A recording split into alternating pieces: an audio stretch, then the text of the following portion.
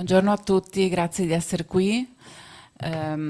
Inizio io e il nostro direttore arriverà un po' in ritardo, quindi poi farà i saluti dopo, credo, dopo il professor Calabretto. Allora, io sarò breve, nel senso che la giornata è molto densa, quindi non voglio togliere tempo agli interventi che seguiranno. Vorrei dire solo due parole su come è nato il progetto. Molti di voi sanno che la Fondazione Levi a partire dalla fine del 2022-23 ha messo in opera un grosso progetto di digitalizzazione. Ne ho parlato abbondantemente, adesso non è qui la sede, poi se qualcuno si è interessato chiaramente sono a disposizione per approfondire. Quello che ci tenevo a dire è che il progetto è molto ampio e ha fatto scaturire tutta una serie di progetti, collaborazioni, risultati. Uno dei vari scopi del progetto era quello di aumentare il pubblico della Fondazione Levi. E devo dire che in 2 anni e mezzo ci siamo riusciti adottando tutta una serie di pratiche, non solo quella di mettere a disposizione i documenti online, quindi dare, come dire, abbattere le barriere fisiche e dare la possibilità di studiare e quindi valorizzare i documenti H24 senza dover venire in sede in fondazione.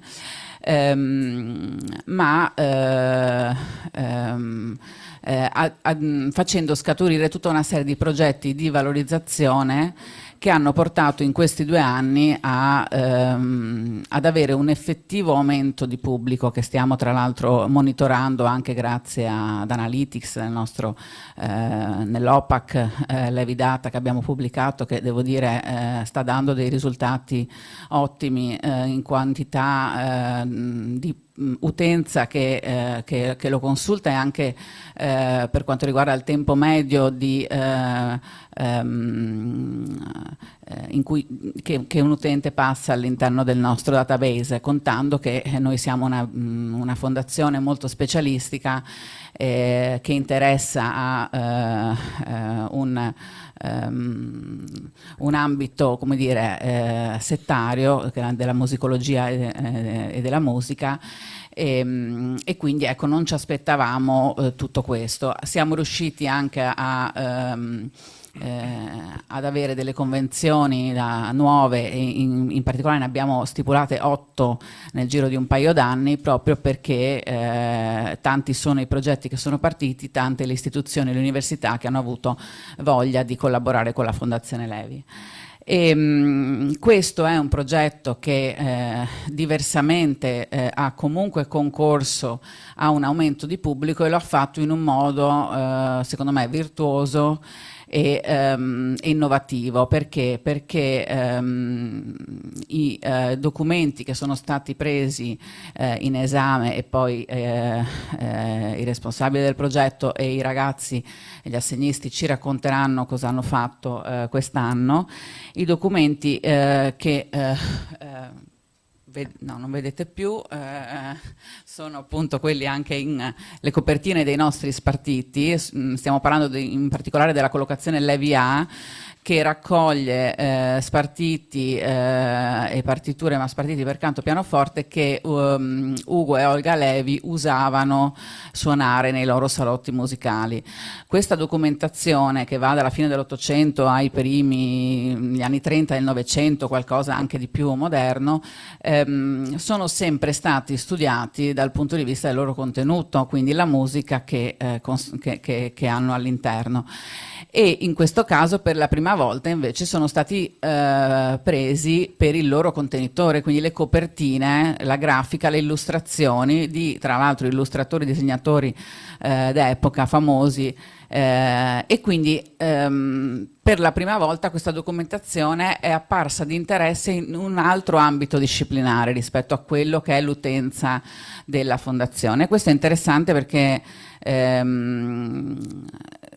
abbiamo visto una presenza sia online che fisica veramente aumentare. Abbiamo avuto, soprattutto in queste ultime settimane, un giro di giovani studenti che venivano qua in biblioteca, studenti che frequentano le biblioteche veneziane e che vivono a Venezia e che della Levi non avevano mai sentito parlare, quindi è stato veramente molto bello anche vederli così appassionati a quelli che sono i documenti d'archivio che noi conserviamo.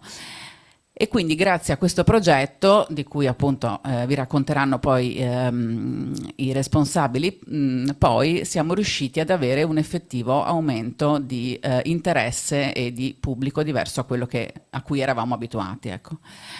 Io adesso passerò la parola al nostro presidente del comitato scientifico, Roberto Calabretto, grazie di essere qui. Prego, e grazie a voi.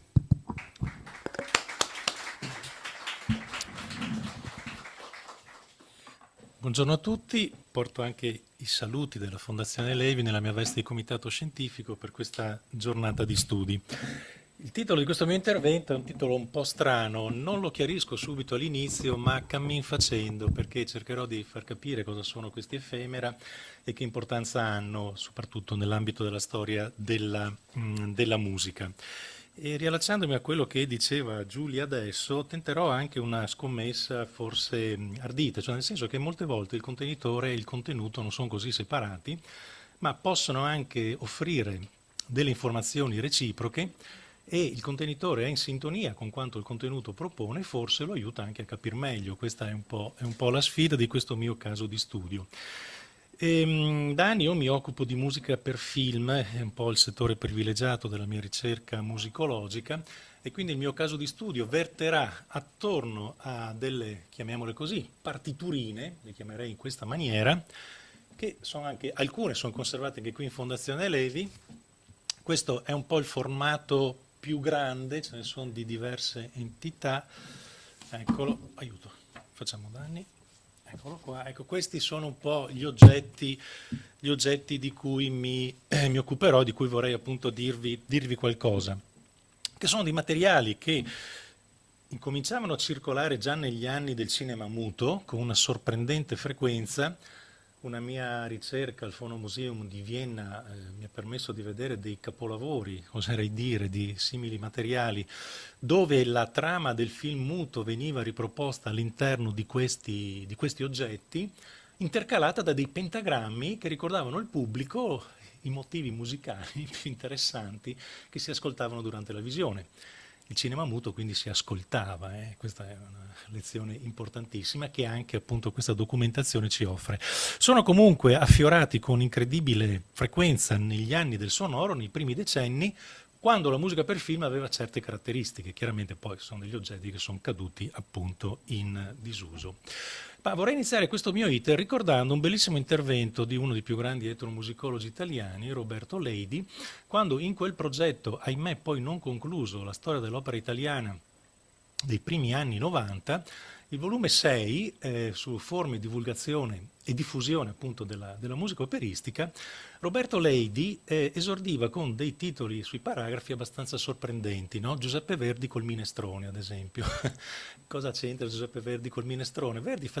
Leidi faceva notare che alcune case di produzione dei dadi, la Libic in particolar modo, nelle scatolette dei dadi stessi riportavano, che ne so, Traviata morente, Rigoletto che appunto imperversa nella corte.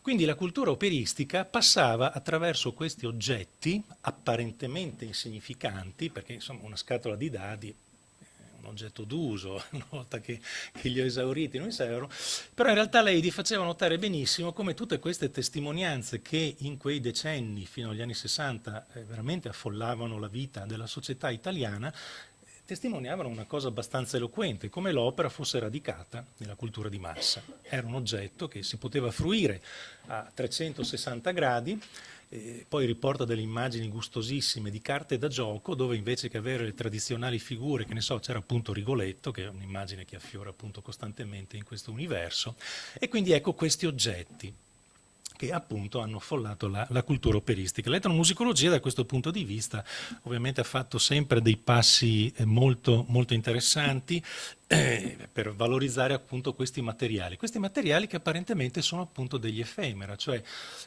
materiali che si consumano, materiali apparentemente privi di significato, materiali che chiaramente non non varrebbe apparentemente la pena di conservare, ma che in realtà a suo avviso, chiaramente concordo con lui, sono preziosissimi, sono importantissimi, testimoniano, come dire, forme di penetrazione della musica nella società italiana, testimoniano anche come la musica veniva divulgata. Che ne so, quali repertori di Verdi passavano attraverso questi effemera? Discorso interessantissimo questi, quale opere? Perché certe, perché non altre? E di lì lui fa tutta appunto questa digressione. Allora, sulla base di queste premesse, io vi propongo un caso di studio sulla musica per film. Sulla musica per film, che è un oggetto che per certi versi è molto simile. Un linguaggio musicale popolarissimo che passa attraverso lo schermo cinematografico, che coinvolge fasce di pubblico enormi, soprattutto un tempo, adesso le cose sono un po' cambiate, che come anticipavo prima, in un particolare momento storico, si servì di queste forme di divulgazione, di queste partiturine, non saprei neanche appunto come definirle, che avevano una tiratura veramente enorme. Il formato era molto simile a degli oggetti che circolavano anche nella musica leggera, cioè questi oggetti qua, che ne so, potevano contenere le grandi canzoni di Sanremo, potevano contenere le grandi canzoni degli strumenti, dei complessi beat e via dicendo. Io mi ricordi appunto di ragazzo che i negozi di strumenti musicali, di musica per film, avevano la bacheca proprio davanti alla cassa con tutte queste partiturine messe là e si trovavano Gianni Morandi, che ne so io, e via dicendo. Quindi è un fenomeno che fa pandan con questo genere di musica, con la musica appunto applicata. Descriviamo un attimino questi oggetti, fatta la premessa che io non sono un esperto di arti visive, ma come dicevo prima mi interessano appunto i contenuti musicali, però tento ugualmente delle considerazioni. Questa è una tipica copertina, appassionatamente, tema d'amore dal film Settimo Cielo, musica di Dino Rulli, valzer e via dicendo. Alcune informazioni interessanti che già la copertina ci offre. La copertina ci dice che questa partiturina ci propone un tema che è il tema d'amore che verosimilmente, questo film sinceramente non lo conosco, però era il tema portante della colonna sonora cinematografica. Non a caso, fino agli anni 60-70, ma anche insomma un po' dopo, la musica di un film da cosa era caratterizzata? Dal tema portante. Oggi questo chiaramente non esiste più, tra l'altro siamo in un'epoca dove il sound design praticamente ha un po' assimilato in sé tutte le funzioni appunto del tematismo musicale, ma fino a quegli anni i registi cosa chiedevano a un compositore? Morricone lo dirà con una certa aria anche di insofferenza. Il regista mi chiama, mi dice trovami il tema che deve caratterizzare il film. Per cui lo sforzo del compositore è quello appunto di dar vita a appunto il tema principale della colonna sonora con cui il film poi viene identificato. Ma questo esisteva ovunque. Se noi pensiamo a Marcor di Fellini, non possiamo non pensare al celebre valzerino, cioè, è quello Amarcord. L'industria della partiturina chiaramente recepisce questo, è ovvio. La maggior parte di questi documenti che cosa contengono? Contengono il tema che caratterizza appunto la colonna sonora, con poi una grafica. Notavo anche che i colori sono sempre molto forti, sono delle tinte anche molto accese, che un po' è una caratteristica, ripeto, di quelle che ho viste, perché nelle biblioteche, devo anche dire una cosa, questi materiali sono apparentemente messi sempre, come dire, negli scaffali in fondo, è difficile anche trovarli. Quando li trovo per me è una grandissima scoperta. Molte volte la copertina fa anche un passo più in avanti, cioè mi dice quello che è il tema fondamentale, però poi mi mette anche un fotogramma. Quindi, come dire, mi ricorda anche, con un lacerto di un frame messo lì, che gli attori sono quelli, ovviamente questo frame è già molto indicativo, no, delle caratteristiche del film che in sé possiede, e quindi fa un passo un po' più avanti. Questa è una copertina interessantissima, La canzone del sole. La canzone del sole è un film dove una persona si finge di essere appunto Giacomo Lauri Volpi, che era uno dei grandissimi interpreti del teatro lirico di quel tempo, per circuire una ragazza di cui appunto si innamora. La canzone del sole viene scritta da Pietro Mascagni, che insomma non è il caso di presentare chi fosse, e guardate cosa la partiturina reca. Allora, dal film La canzone del sole, e poi questa dedica al grande artista Giacomo Lauri Volpi, La canzone del sole, Pietro Mascagni. Incredibile, quindi come dire, c'è la dedica del compositore all'interprete che costituisce il fil rouge di tutta la trama del film, con l'immortalata poi appunto nell'icona sotto, e quindi questa piccola copertina mi dà un'informazione interessantissima sulle caratteristiche del film stesso. Molte volte, come dire, non ci sono riferimenti diretti alla trama o frame cinematografici, ma si gioca su una grafica che a mio avviso è interessantissima. Questo è un film degli anni 30, vediamo appunto questa immagine femminile all'alto con un interprete al pianoforte appunto sotto, e il valzer dall'omonimo film della Cines Pittaluga con Cesare Bixio, che era uno dei compositori appunto più importanti del tempo. Molte volte le copertine giocano anche su dei rimandi abbastanza interessanti, no?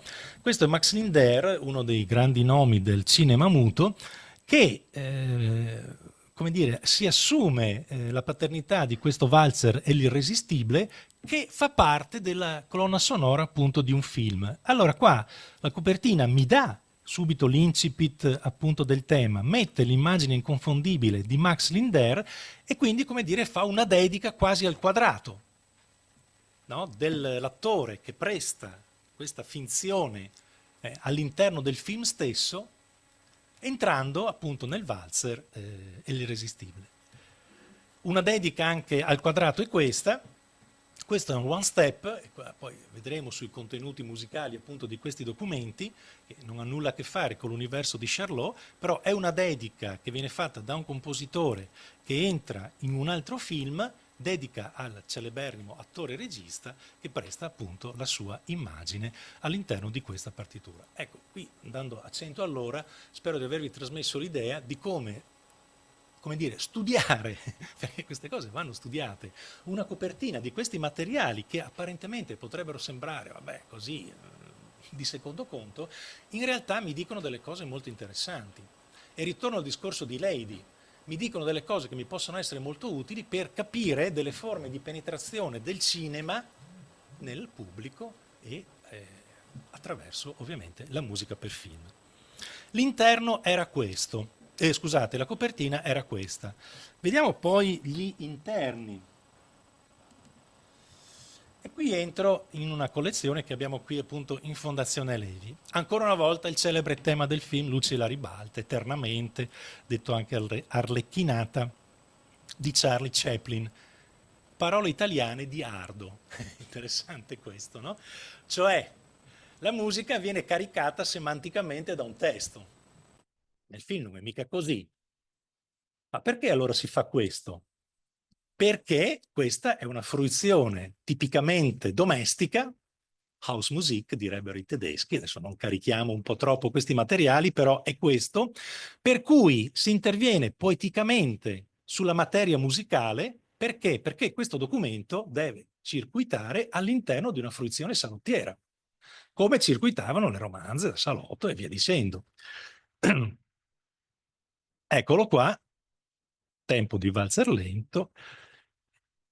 Chiaramente, adesso non mi posso spingere appunto più di tanto, però solitamente la scrittura musicale è molto addomesticata, cioè è una forma di trascrizione che deve obbedire al nuovo contesto in cui la musica si trova.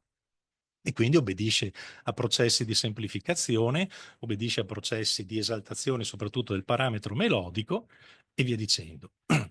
Infine, quarta pagina, vedete, è una sorta di pagina pubblicitaria, cioè si lancia altri temi di altri film che appunto appariranno, verranno editi di lì a poco.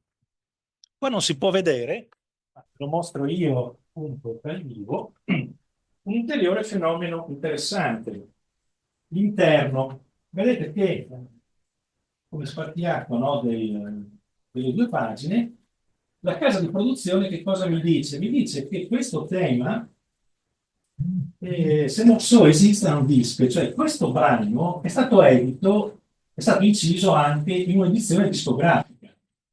Quindi si crea un circuito di fruizione domestica. Sì, sì, grazie. Si crea un circuito di fruizione domestica fra la partiturina e il disco. E attenzione, Pathé, Gramophone, Odeon e via dicendo, no? Quindi mi fa intuire che appunto questo materiale era inciso anche discograficamente e circuitava nei salotti anche attraverso la produzione dei cosiddetti dischi di musica per film. Interessante questo, è un fenomeno quindi editoriale molto complesso che prevede addirittura la intersezione fra due media differenti, un oggetto come queste partiturine e produzioni discografiche che, attenzione, avevano delle tirature enormi quei dischi di musica per film, che non si esaurivano in poche migliaia, che ne so, di copie, ma addirittura invadevano il mercato discografico. Addirittura pensate che una delle riviste più importanti di cinema degli anni dal 45, 60 e così via, che era appunto Cinema, teneva una pagina al proprio interno con un critico musicale che si chiamava Maria Tibaldi, che era esclusivamente dedicate ai cosiddetti dischi di musica per film. È un fatto interessante. Sono dei materiali che ho molto studiato e vi lancio qualche citazione, appunto questo è un articolo del 61. La Tibaldi esordisce: quintali di vinile sono settimanalmente dedicate alle colonne sonore. Si pubblica il buono e anche il mediocre. I documenti discografici valgono comunque la pena di essere salvati e altri invece si possono perdere senza troppi rimpianti. Siamo in piena stagione, scrive nel 37, e mentre nelle sale cinematografiche si avvicendano nuove produzioni, le case di dischi lanciano gli ultimi dischi di film. Non si ha sempre a disposizione un'orchestra. È assai carino ballare al ritmo delle melodie che si sono udite durante le proiezioni. Bellissimo questo. Cioè, durante il film io ho ascoltato delle melodie, il disco mi riporta a casa la visione cinematografica musicalmente e mi dice ci puoi ballare sopra. È un modo anche questo ovviamente di rivivere la mia esperienza cinematografica in questi termini. Allora qua capiamo anche una cosa, quando parlavo prima di addomesticamento di questi materiali musicali. Più o meno, quasi tutti, venivano sempre trasformati in forme danzanti, valzer, oppure anche i nuovi ritmi importati dall'America in quegli anni, l'one step, il foxtrot e così via. Gli studiosi di cinema con cui io mi rapporto molto hanno detto una cosa molto interessante nella cosiddetta New History del cinema. Il cinema non è solo un'esperienza che si risolve davanti allo schermo cinematografico. Cioè, chiaro, la sala cinematografica resta un luogo primario per la visione, ma il cinema è ciò che anche io mi porto a casa, non solo attraverso le forme del cinema espanso, tutto quello che oggi sta accadendo, che è interessantissimo, ma che anche un pubblico ipotetico dagli anni 30 agli anni 60, che è il pubblico di cui vi sto parlando appunto io oggi, si portava a casa sentendo la necessità di rivivere le emozioni provate durante la visione cinematografica. E questo penso sia un fatto appunto interessantissimo. La musica, e questo è ciò che mi interessa ovviamente, in questo discorso era molto importante. Perché supponiamo anche la nostra famiglia Levi, no? Dove appunto questi materiali, Chaplin chi non l'aveva visto, chi non lo vedeva appunto in quegli anni. Tornando a casa io rivedo questa copertina, no? L'immancabile silhouette di Charlie Chaplin, tra l'altro vedete anche qua, no? L'organizzazione, è una forma di organizzazione dei materiali musicali della colonna sonora in forma rapsodica di suite.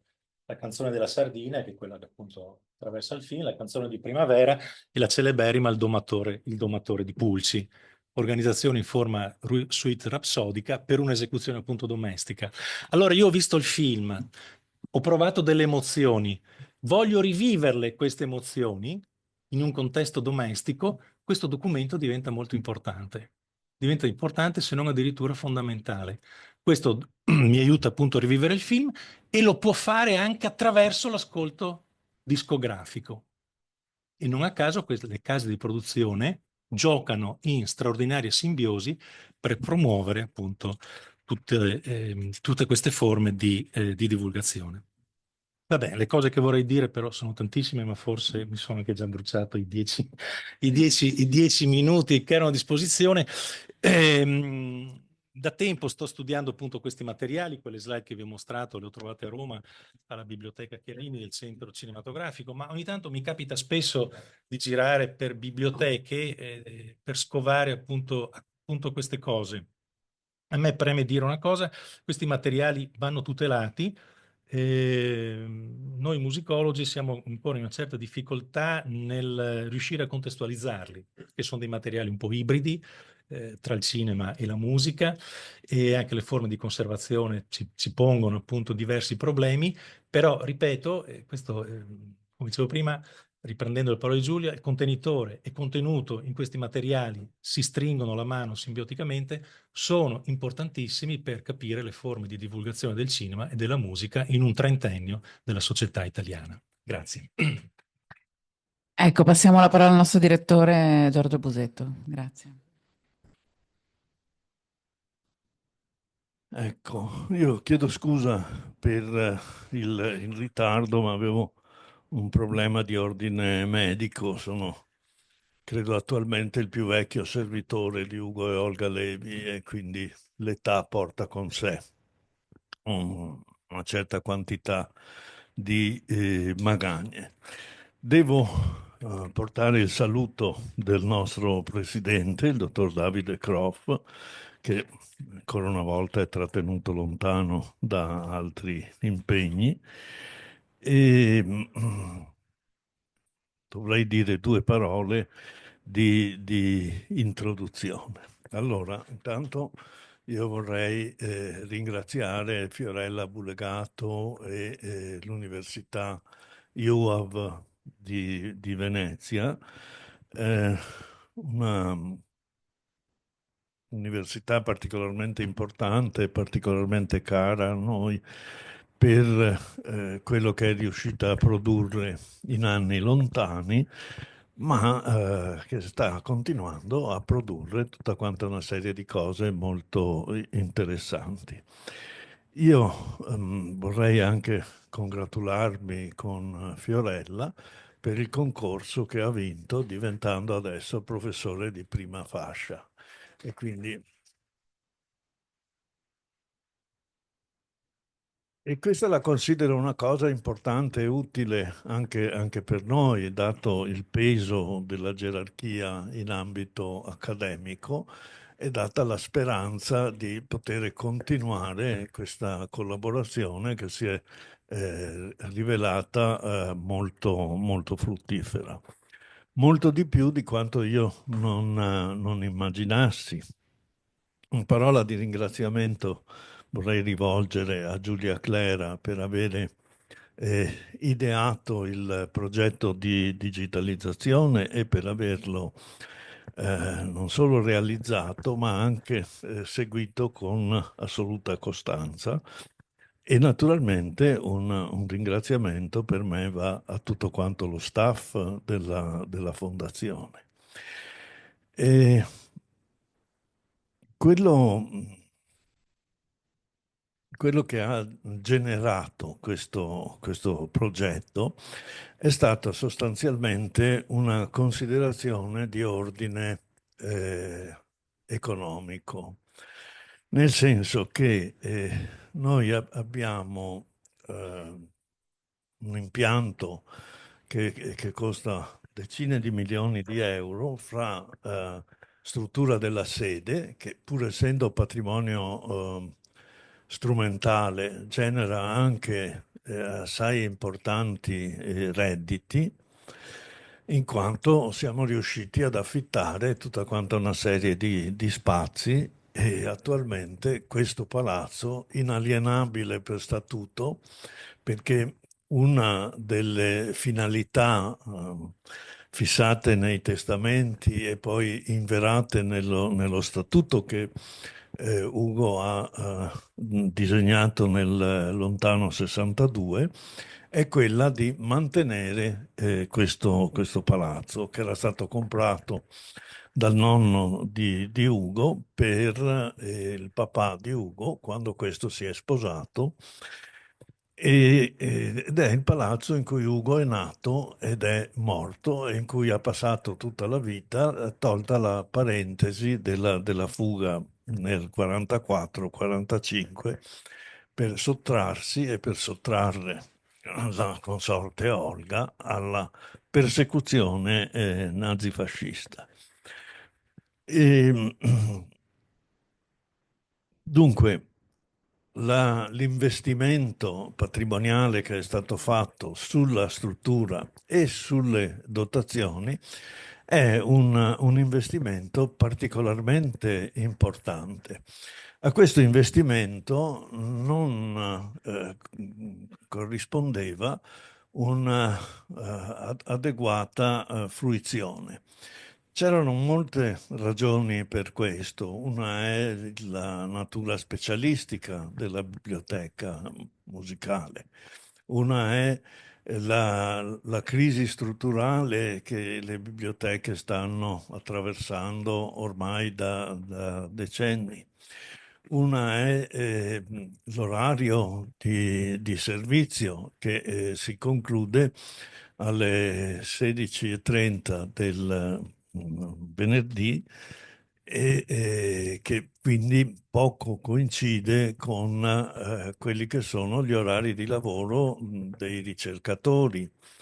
E qui io devo spendere una parola in più rispetto ai ringraziamenti fatti per lodare Claudia Canella, che è l'unica qui dentro che ha un'anzianità superiore alla mia, come anzianità di servizio, non certo come età, perché è lei che ha tenuto in piedi questo posto, facendone un posto dove tutto era comunque catalogato.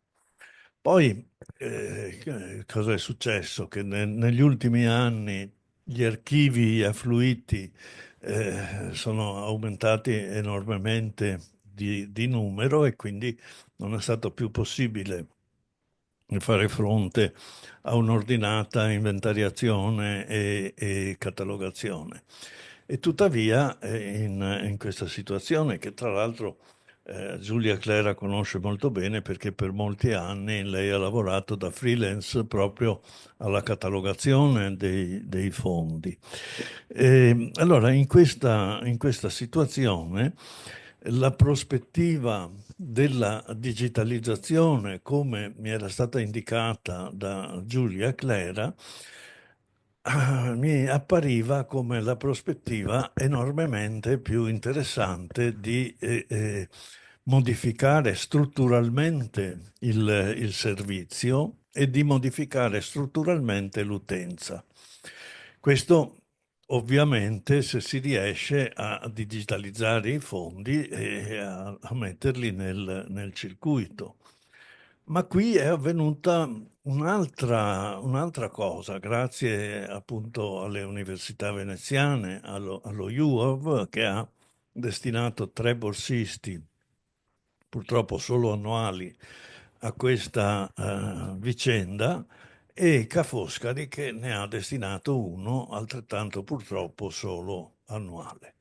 Bene, il risultato di questo lavoro è stato un risultato di estremo interesse, vale a dire che si è dimostrato che digitalizzare apre la strada a una serie di potenziali ricerche che prima erano pressoché inimmaginabili. Ecco, questo diventa allora la lezione di metodo che esce da questo esperimento, da questa attività che se le risorse lo consentiranno, non solo continuerà, ma si amplierà il più possibile, perché solo le digitalizzazioni massive producono dei risultati importanti. E le digitalizzazioni massive significa avere non solamente le macchine, non solamente i laboratori, ma avere la risorsa umana, no? Che rappresenta, dopo il costo di investimento, il costo di parte corrente più importante e significativo e spesso impossibile da raggiungere. Nell'ultimo decennio noi abbiamo raddoppiato la rendita di patrimonio della fondazione e tuttavia i costi gestionali, sempre di parte corrente, sono talmente lievitati perché l'inflazione sotterranea, l'inflazione che non viene adeguatamente denunciata, è talmente elevata che a fronte di questo raddoppio dell'entrata, noi abbiamo una crescita francamente importante dell'uscita e quindi siamo sempre lì a inseguire le soluzioni. Questo paese non è mai stato capace di dotarsi di una fiscalità adeguata e in particolare nell'organizzazione culturale la fiscalità non è mai stata di aiuto. L'aiuto è minimale in sostanza. Quindi noi abbiamo tra l'altro adesso con le norme di terzo settore creato una SRL, impresa sociale, e già questo ci ha dato 100.000 euro all'anno in più di mancato costo dell'IVA, perché voi sapete che sulla Onlus, come è la Fondazione Levi, l'IVA grava al 100%, non è recuperabile, ma tutte quelle operazioni che riusciamo a gestire attraverso l'impresa sociale, attraverso la SRL, ci consentono invece di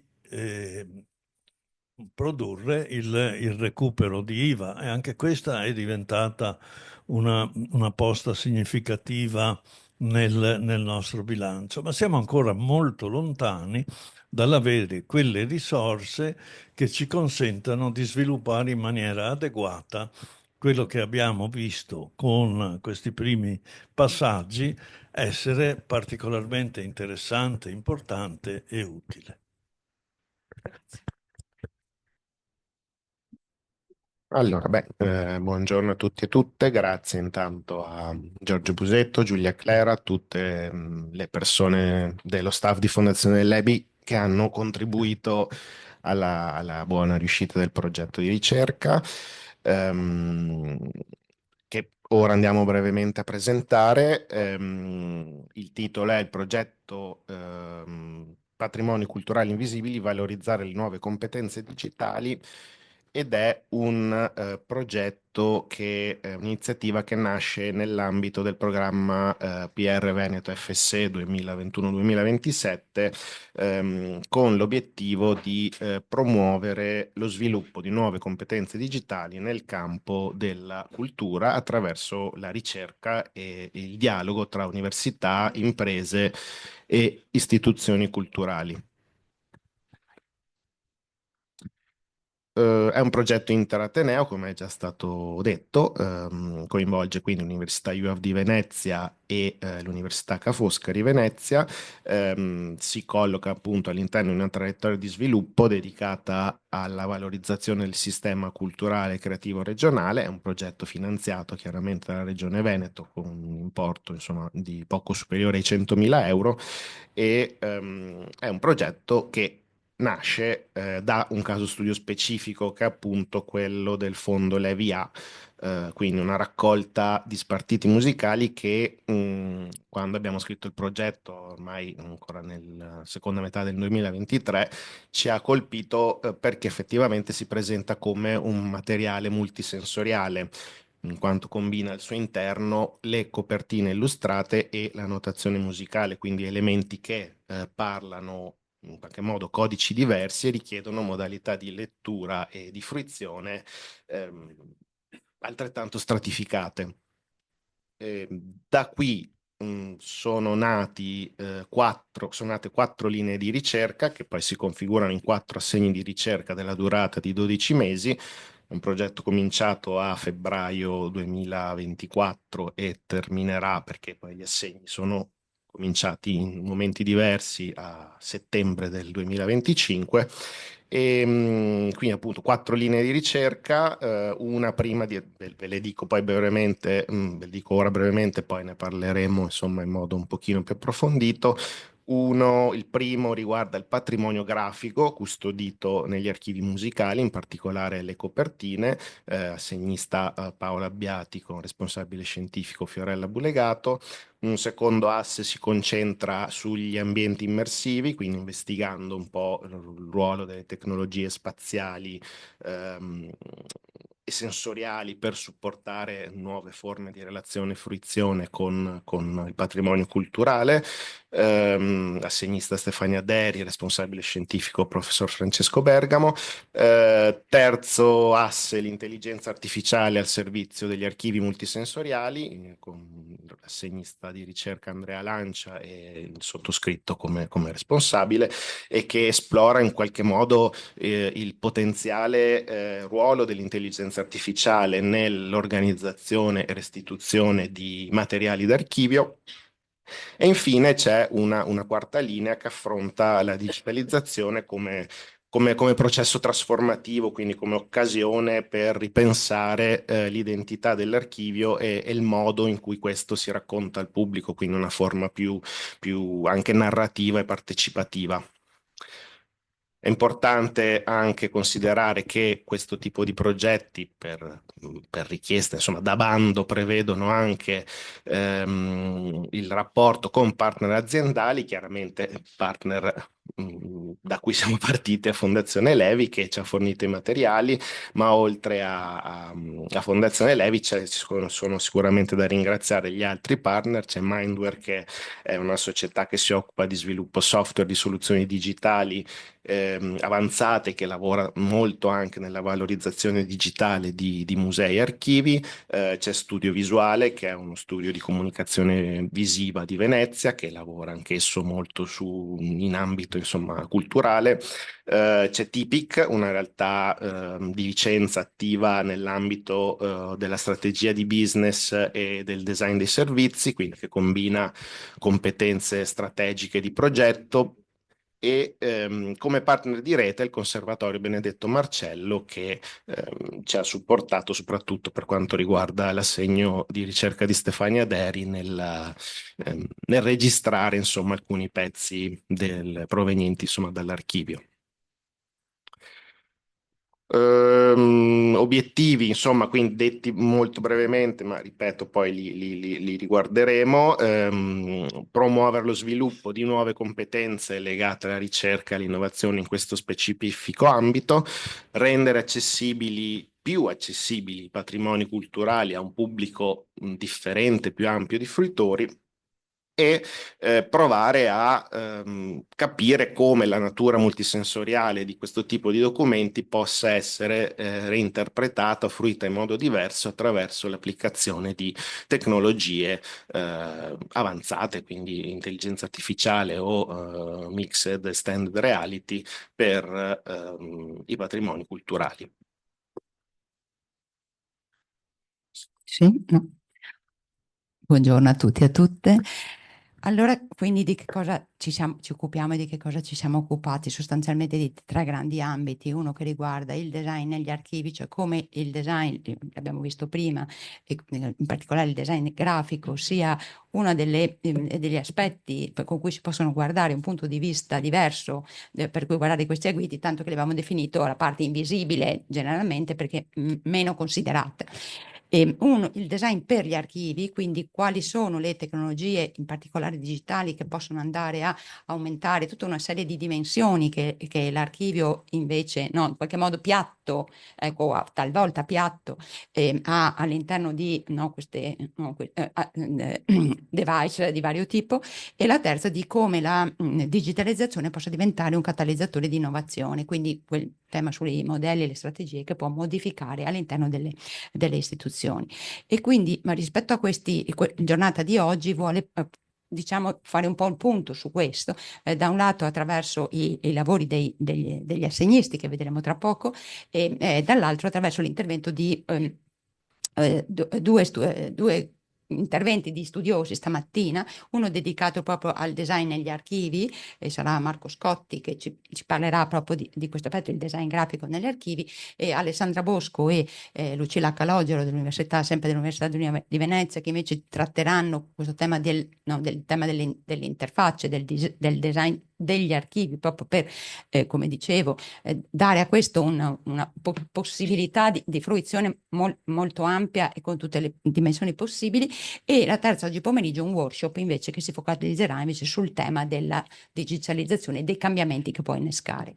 Quindi io direi che al di là no, visto che siamo un po' in ritardo, al di là del lavoro iniziale che evidentemente abbiamo fatto, che è quello di andare a capire che rete possibile quali altri archivi utilizzano digitali ci siano in giro per il mondo, ecco, e che tipo di strumenti mettessero a disposizione per la fruizione e l'accessibilità, ecco, darei in realtà la parola e poi la concentrazione su quello che è il patrimonio della Fondazione Levi, quindi il fondo storico, Levi A, il tema di partiti, ma di cui parleremo diffusamente dopo.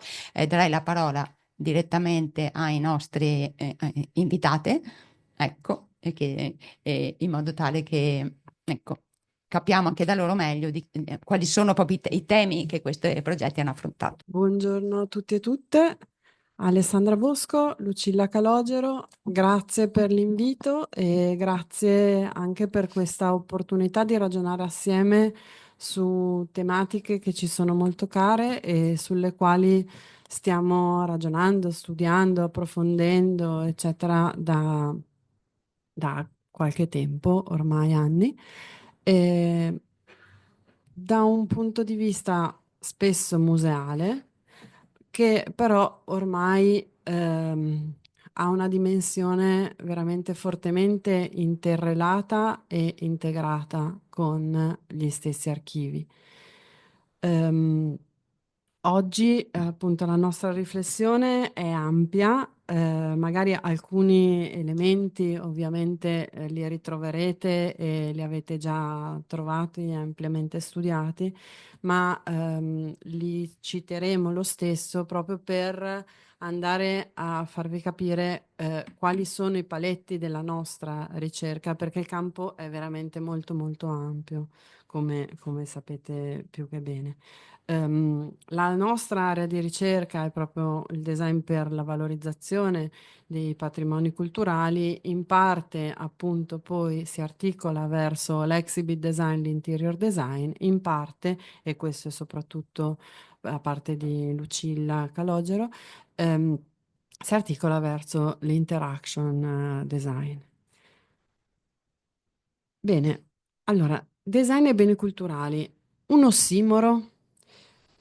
Questa in realtà è la principale domanda su cui si è interrogato un gruppo di ricerca pluridisciplinare che ha affrontato dichiaratamente dalla parte del design per i beni culturali nel 2008 un progetto di ricerca interdisciplinare legato proprio alla valorizzazione. Per quale motivo questa? Ok. Per quale motivo appunto appunto si è cercato nell'ossimoro questo significato? Perché da una parte il design per definizione è sempre stato un concetto legato a un'idea di artefatto seriale, progettato, proiettato verso, e quindi una dimensione temporale in realtà che guarda verso il futuro, no?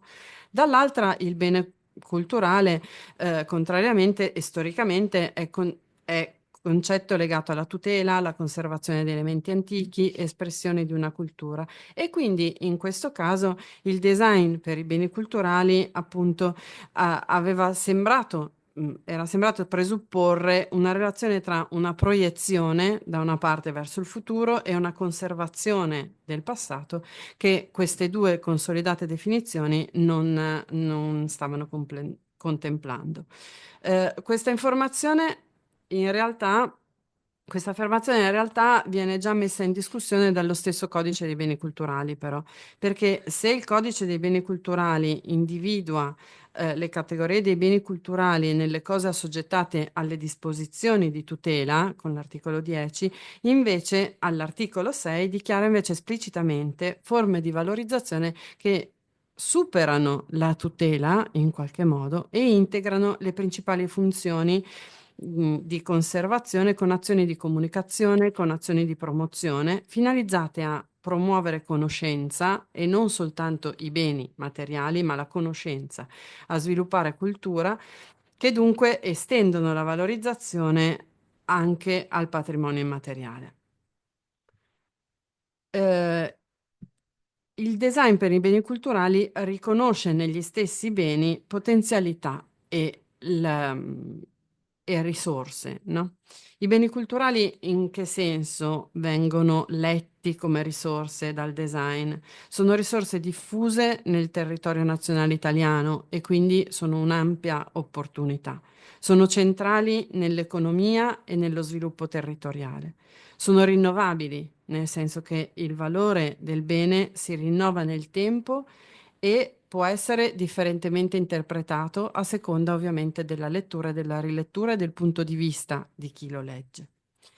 Dall'altra parte ancora però sono risorse sensibili. Sono risorse sensibili sia che si tratta di materiale, quindi tutela e conservazione, sia che si tratti di immateriale, perché sono portatrici di molteplici saperi di cui facilmente può essere alterato il senso. Possiamo quindi affermare che il design per i beni culturali ammette, diciamo, una filiera estesa della valorizzazione e quindi proponendo una visione integrata in cui il progetto per la tutela, che si manifesta attraverso azioni di identificazione, documentazione, conservazione, si coniuga invece con il progetto della fruizione per la trasmissione, per la promozione, per la comunicazione del patrimonio.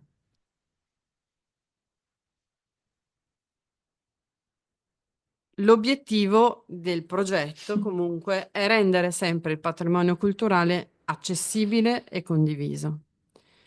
In generale il design per i beni culturali si orienta appunto nella costruzione di esperienze di interazione, che qua vediamo al centro, tra patrimonio materiale, di cui abbiamo già parlato, patrimonio immateriale e persone.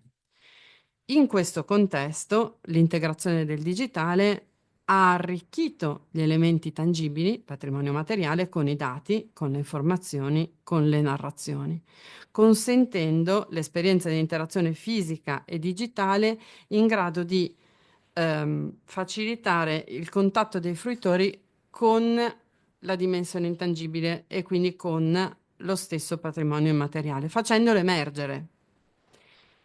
Dall'altro si può trattare invece di esperienze di partecipazione, dove il coinvolgimento del pubblico non si limita alla contemplazione, ma si estende a una co-creazione dei contenuti che favorisce un senso di appartenenza, di riconoscimento del pubblico. O ancora il patrimonio diventa uno strumento per costruire connessioni sociali, legami tra le persone attraverso interpretazioni condivise e plurali, per cui di nuovo una condivisione di punti di vista differenti. Considerato appunto il tema del seminario e della giornata di studi di oggi, l'intervento oggi che facciamo propone una riflessione dove archivio e museo sono considerati ambiti di progetto che esplorano la centralità e l'importanza assunta dal dato digitale nell'ambito della valorizzazione del patrimonio. Importanza tale da rendere lo stesso dato materiale di progetto. Si tratta quindi di pratiche di design per i beni culturali che a partire dal dato riescono ad attivare narrazioni del patrimonio, riescono ad attivare il patrimonio, diciamo noi, dove lo scopo del progetto, condiviso dalla maggior parte in realtà degli stessi progetti, è quello di trovare una migliore soluzione di accessibilità al racconto, alla cultura, sviluppando esperienze di fruizione che coinvolgano direttamente il fruitore, il pubblico. E le opportunità che sono derivate dall'introduzione delle tecnologie digitali hanno creato discontinuità nelle pratiche museali. Da una parte, dal lato proprio delle funzioni del museo e quindi creato discontinuità nelle funzioni di acquisizione, di conservazione, di archiviazione, di ricerca, di comunicazione e di esposizione del patrimonio. Dall'altra, la discontinuità invece ha riguardato anche lo stesso patrimonio, perché la natura dei patrimoni oggi è ibrida, no? Fonde una dimensione fisica materiale a cui appunto siamo abituati, consolidata, insomma, la dimensione invece surrogata del digitalizzato e la dimensione ancora più recente del patrimonio born digital, digital born, e che ha una propria identità specifica. La trasformazione digitale, quindi, di musei e di collezioni apre delle opportunità agli stessi musei, agli archivi, di integrare nelle proprie azioni l'interrogazione, l'interconnessione e la condivisione dei dati e del patrimonio custodito. Di quali dati stiamo parlando? Esistono dati appunto surrogati digitali, come le riproduzioni visive di artefatti analogici e gli artefatti appunto nati digitalmente, che esistono appunto solo in formato digitale. Quali sono questi dati? Giusto per appunto appropriarci di queste categorie. In questa slide ne abbiamo riportati soltanto alcuni e già diciamo che sono un affollamento. Si sostanziano in dati potenzialmente interrogabili con l'obiettivo proprio di andare a valorizzare il patrimonio, nel senso che il dato è completamente integrato nel patrimonio, parla del patrimonio o si sovrappone al patrimonio. La natura dei dati quindi è ibrida e i dati possono essere da una parte contenuto, dall'altra strumento per classificare o per narrare il patrimonio. Da un lato quindi i dati possono costituire, come dicevamo, una caratteristica qualitativa dell'artefatto ed essere completamente legati e integrati all'artefatto, dall'altro i dati possono integrare l'artefatto invece come una narrazione e quindi sovrapporsi allo stesso. La considerazione dei dati come contenuto ha portato cambiamenti significativi anche all'interno dei musei. Se fino a un certo momento i dati erano utilizzati per supportare la gestione interna delle collezioni, negli archivi fondamentalmente, ora invece i dati divengono uno strumento di comunicazione dei musei con il mondo esterno. Rendono le informazioni sulle collezioni accessibili non solo alla comunità museale, e ne vediamo qua oggi appunto una ricerca che ne dà prova, diciamo, ma anche a un pubblico più ampio, per cui il pubblico si allarga e si diversifica in esperienze quindi plurilivello che riguardano tanto gli esperti quanto i curiosi, la gente comune o i neofiti appunto interessati. Possiamo quindi dire che il museo può essere definito un database? Forse è un azzardo, ok?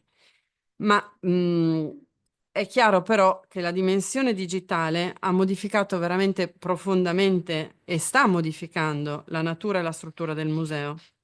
Ciò significa da un lato che i progettisti possono considerare le diverse forme di espressione e le proprietà connettive dei dati come basi su cui fondare le pratiche museali, e dall'altro che ora sono richieste competenze interdisciplinari per governare questo nuovo museo.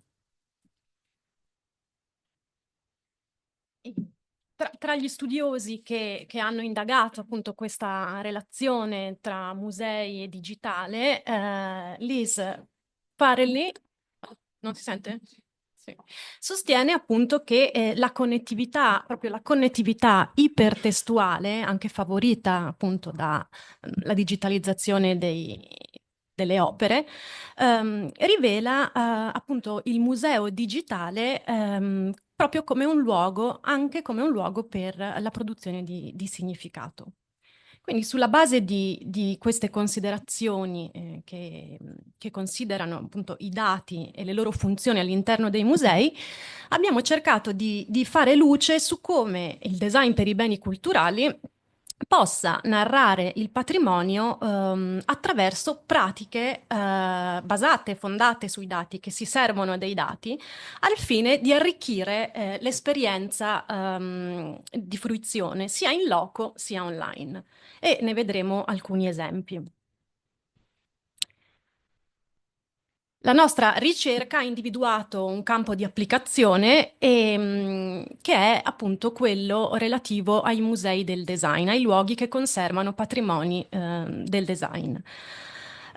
Perché? Perché i patrimoni del design sono proprio un campo che per le sue peculiarità può trarre molteplici vantaggi da narrazioni che lavorano attraverso i dati, poiché queste possono aprire nuove prospettive sulla valorizzazione e la comprensione delle collezioni. Perché? Perché le narrazioni dei patrimoni del design attraverso i dati, l'integrazione dei dati può evidenziare la dimensione processuale del progetto. Un esempio analogico, certo, di narrazione del patrimonio contestuale appunto attraverso i dati è proposta dal Ladi Design Museum a Milano, dove appunto il prodotto esposto viene presentato attraverso disegni, modelli, fotografie e documenti che approfondiscono il processo progettuale che definisce uno specifico prodotto. Il documento qui inteso come dato ha una rilevanza nella valorizzazione della collezione. Nell'identificare il patrimonio del design come un campo che proprio per le sue specificità può trarre beneficio da interventi guidati dai dati, sono state indagate appunto pratiche di narrazione che lavorano in questo modo e che sono orientate a promuovere forme originali di valorizzazione del patrimonio. Un approccio simile è stato adottato dagli archivi dello Smithsonian Institution Archives, dove la curatrice della sezione informatica Petrina Foti sottolinea come il design per la valorizzazione del patrimonio può servirsi delle potenzialità del digitale per integrare l'esperienza di fruizione proprio attraverso dati quantitativi e qualitativi. L'uso appunto dei dati per narrare il patrimonio del design offre quindi diverse opportunità. Esporre la dimensione processuale che lo caratterizza e quindi dall'ideazione alla dismissione dell'artefatto, proporre rinnovate modalità di interazione con l'oggetto esposto e favorire anche l'interoperabilità dei dati digitali e digitalizzati, permettendo connessioni tra contenuti di diverse collezioni e istituzioni, vedremo come, nonché appunto narrazioni basate su parametri e metriche quantitative, su nessi cronologici che mostrano l'evoluzione degli artefatti nel tempo o ancora su relazioni semantiche tra differenti elementi. Dopo aver inquadrato il ruolo che il dato nel contesto museale può ricoprire, è stata elaborata una matrice che individua le potenzialità del dato come inteso come unità informativa espressa in 6 diverse forme nel contesto museale. E quindi il dato è il soggetto di una storia, un elemento narrativo di un'interpretazione. Il dato è bit, quindi esprime un'unità minima della disciplina scientifica. Il dato come testimonianza e traccia in un processo di analisi oggettiva. Il dato può essere una lente, un dispositivo per la contestualizzazione del pezzo della collezione. Il dato può essere l'oggetto stesso, l'artefatto da conservare, oppure il dato come strumento che quindi supporta diverse pratiche professionali coinvolte all'interno dei musei. E quindi a partire da queste, diciamo, chiamiamole forme espressive del dato e da parametri che definiscono la struttura dei progetti di design per i beni culturali, sono state individuate 3 principali tipologie di intervento che possono essere sistematizzate come forme di narrazione che si servono proprio di dati.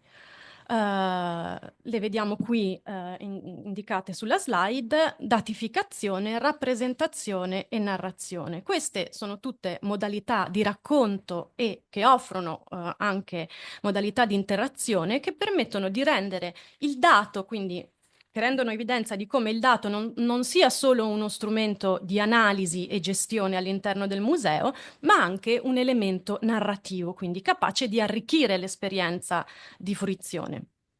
E ora ne vediamo alcuni esempi.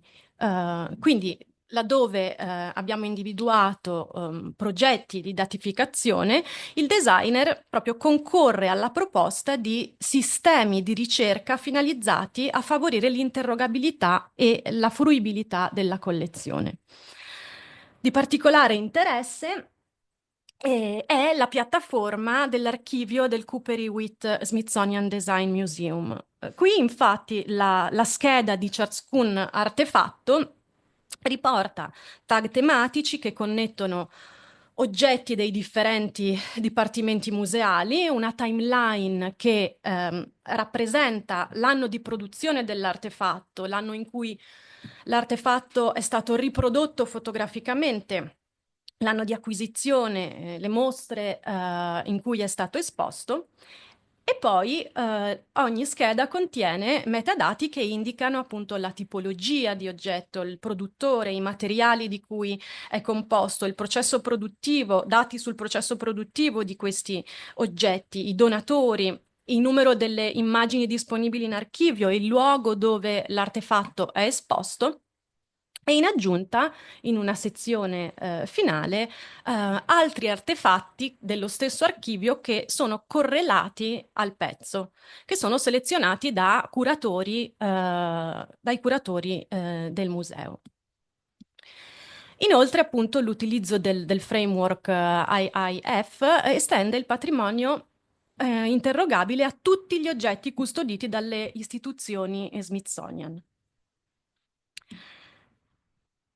Dove invece abbiamo individuato progetti dove appunto l'utilizzo del dato va a costituire, si fonda sulla rappresentazione di dataset estesi, il designer interviene proponendo sistemi creando sistemi che aiutino ad orientarsi all'interno dei database, servendosi anche di forme di visualizzazione che possono mettere in luce connessioni inedite tra oggetti di una collezione. Un esempio è rappresentato dal lavoro di Olivia Vane. Quello che vediamo qui è appunto una visualizzazione progettata dalla stessa della collezione del Victoria and Albert Museum, dove attraverso un sistema di tagging degli artefatti che identifica morfologia e colore dei vari pezzi, emergono connessioni tra pezzi della stessa collezione che diversamente sarebbe stato difficile individuare. Un altro esempio invece che si serve della rappresentazione è costituito dal progetto Surprising Machines, che è un progetto realizzato nel 2022 dal MetaLab di Harvard, dell'Harvard Art Museum.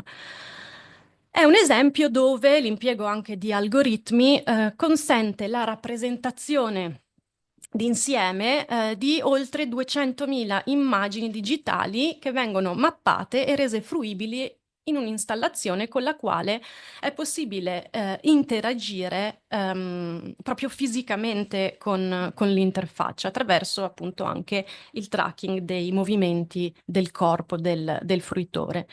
E questa ha, diciamo, anche lo scopo di far capire la vastità, quindi ogni singolo puntino rappresentato nella visualizzazione corrisponde ad un'opera digitalizzata.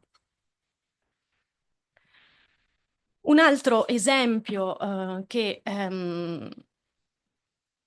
propone narrazioni attraverso la rappresentazione può essere The Room of Change, un progetto dello studio Accurate del 2019, un'installazione ambientale proposta in occasione della Triennale di Milano del 2019, curata da Paolo Antonelli, e questa installazione ambientale rappresenta sulle pareti di una stanza dati relativi ai cambiamenti ambientali attraverso appunto dei pattern visivi che sono interattivi e decodificabili attraverso un'applicazione mobile che offre proprio chiavi di lettura dei codici visivi utilizzati e rappresentati sulle pareti.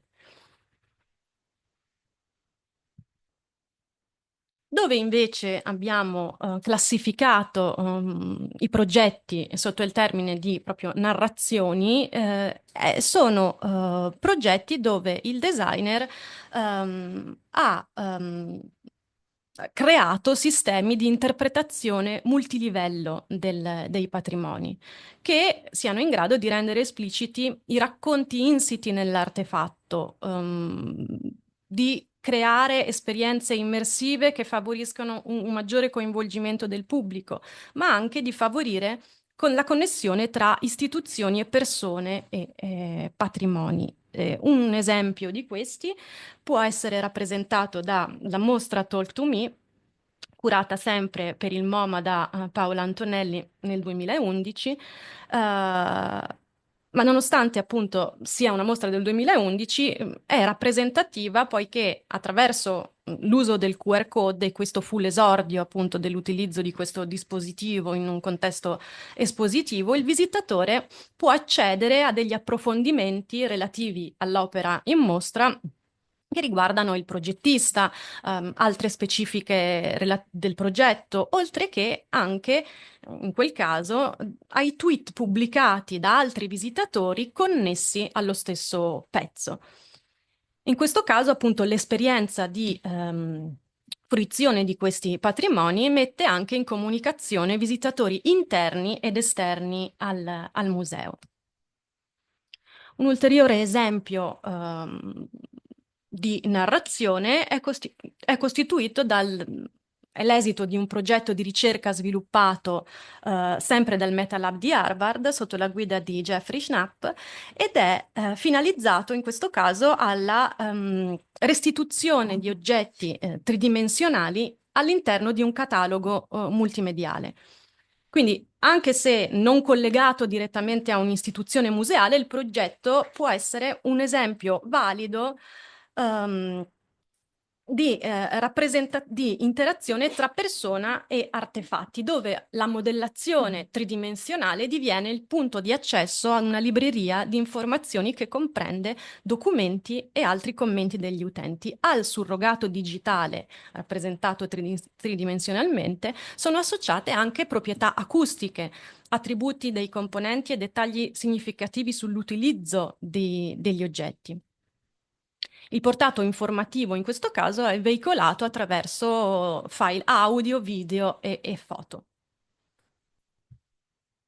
Un ultimo esempio che condividiamo oggi è l'installazione multimediale Analogous City progettata da Dario Rodighiero. Questa installazione, che si serve della realtà aumentata, offre delle narrazioni relative alla mappa della città analoga di Aldo Rossi. La narrazione si basa in questo caso sulla rivelazione, sull'accesso attraverso la realtà aumentata alle fonti bibliografiche ad essa connesse, proponendo appunto un collage che mette insieme disegni, immagini ed estratti di opere d'arte. Questo era l'ultimo esempio che proponiamo oggi. L'intervento, diciamo, è arrivato, questa ricerca è arrivata a considerare, a chiedersi alla fine se il museo possa essere considerato un'interfaccia del processo, a prefigurare un museo interfaccia del processo, dove i dati sono materiale di progetto al servizio dello studio e della ricerca, al servizio di esposizioni temporanee o permanenti, fisiche ma anche digitali. Il dato quindi è considerabile come risorsa per la costruzione, che concorre alla costruzione della memoria e della conoscenza dei patrimoni, e diviene appunto un elemento che concorre proprio anche al processo di espansione della cultura partecipata e condivisa. Grazie. Grazie a tutti per l'invito, intanto, e ringrazio davvero la Fondazione, Iuav, Fiorella, Pietro Costa e tutti i membri del progetto, perché è davvero una bellissima opportunità.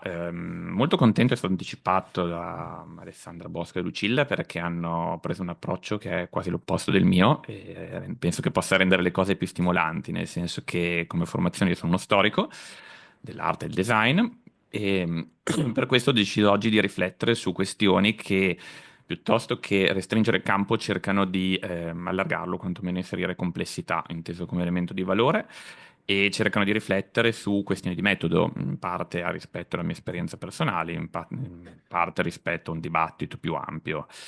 E ripartendo appunto da quello che è un dibattito specifico sulla grafica, ho trovato chiaramente assolutamente non cambiate rispetto al 2013, quando si pubblicava questa rivista, con le condizioni attuali e i problemi che poneva, cioè quelli di un patrimonio disperso, di un sistema di rapporti tutto da costruire o ricostruire rispetto agli archivi, ai fondi e soprattutto ai materiali che possiamo definire come patrimonio grafico o quantomeno assimilabili a un grande patrimonio grafico.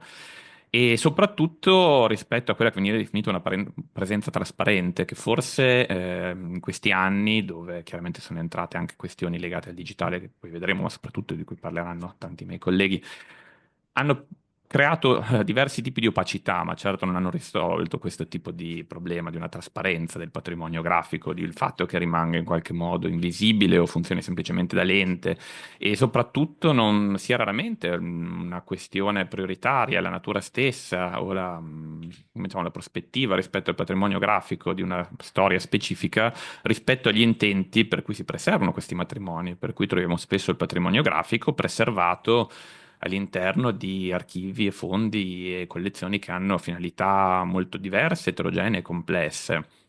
In più questo si sovrappone con quella che il dibattito ormai identifica come una sempre maggiore difficoltà a identificare cos'è un archivio.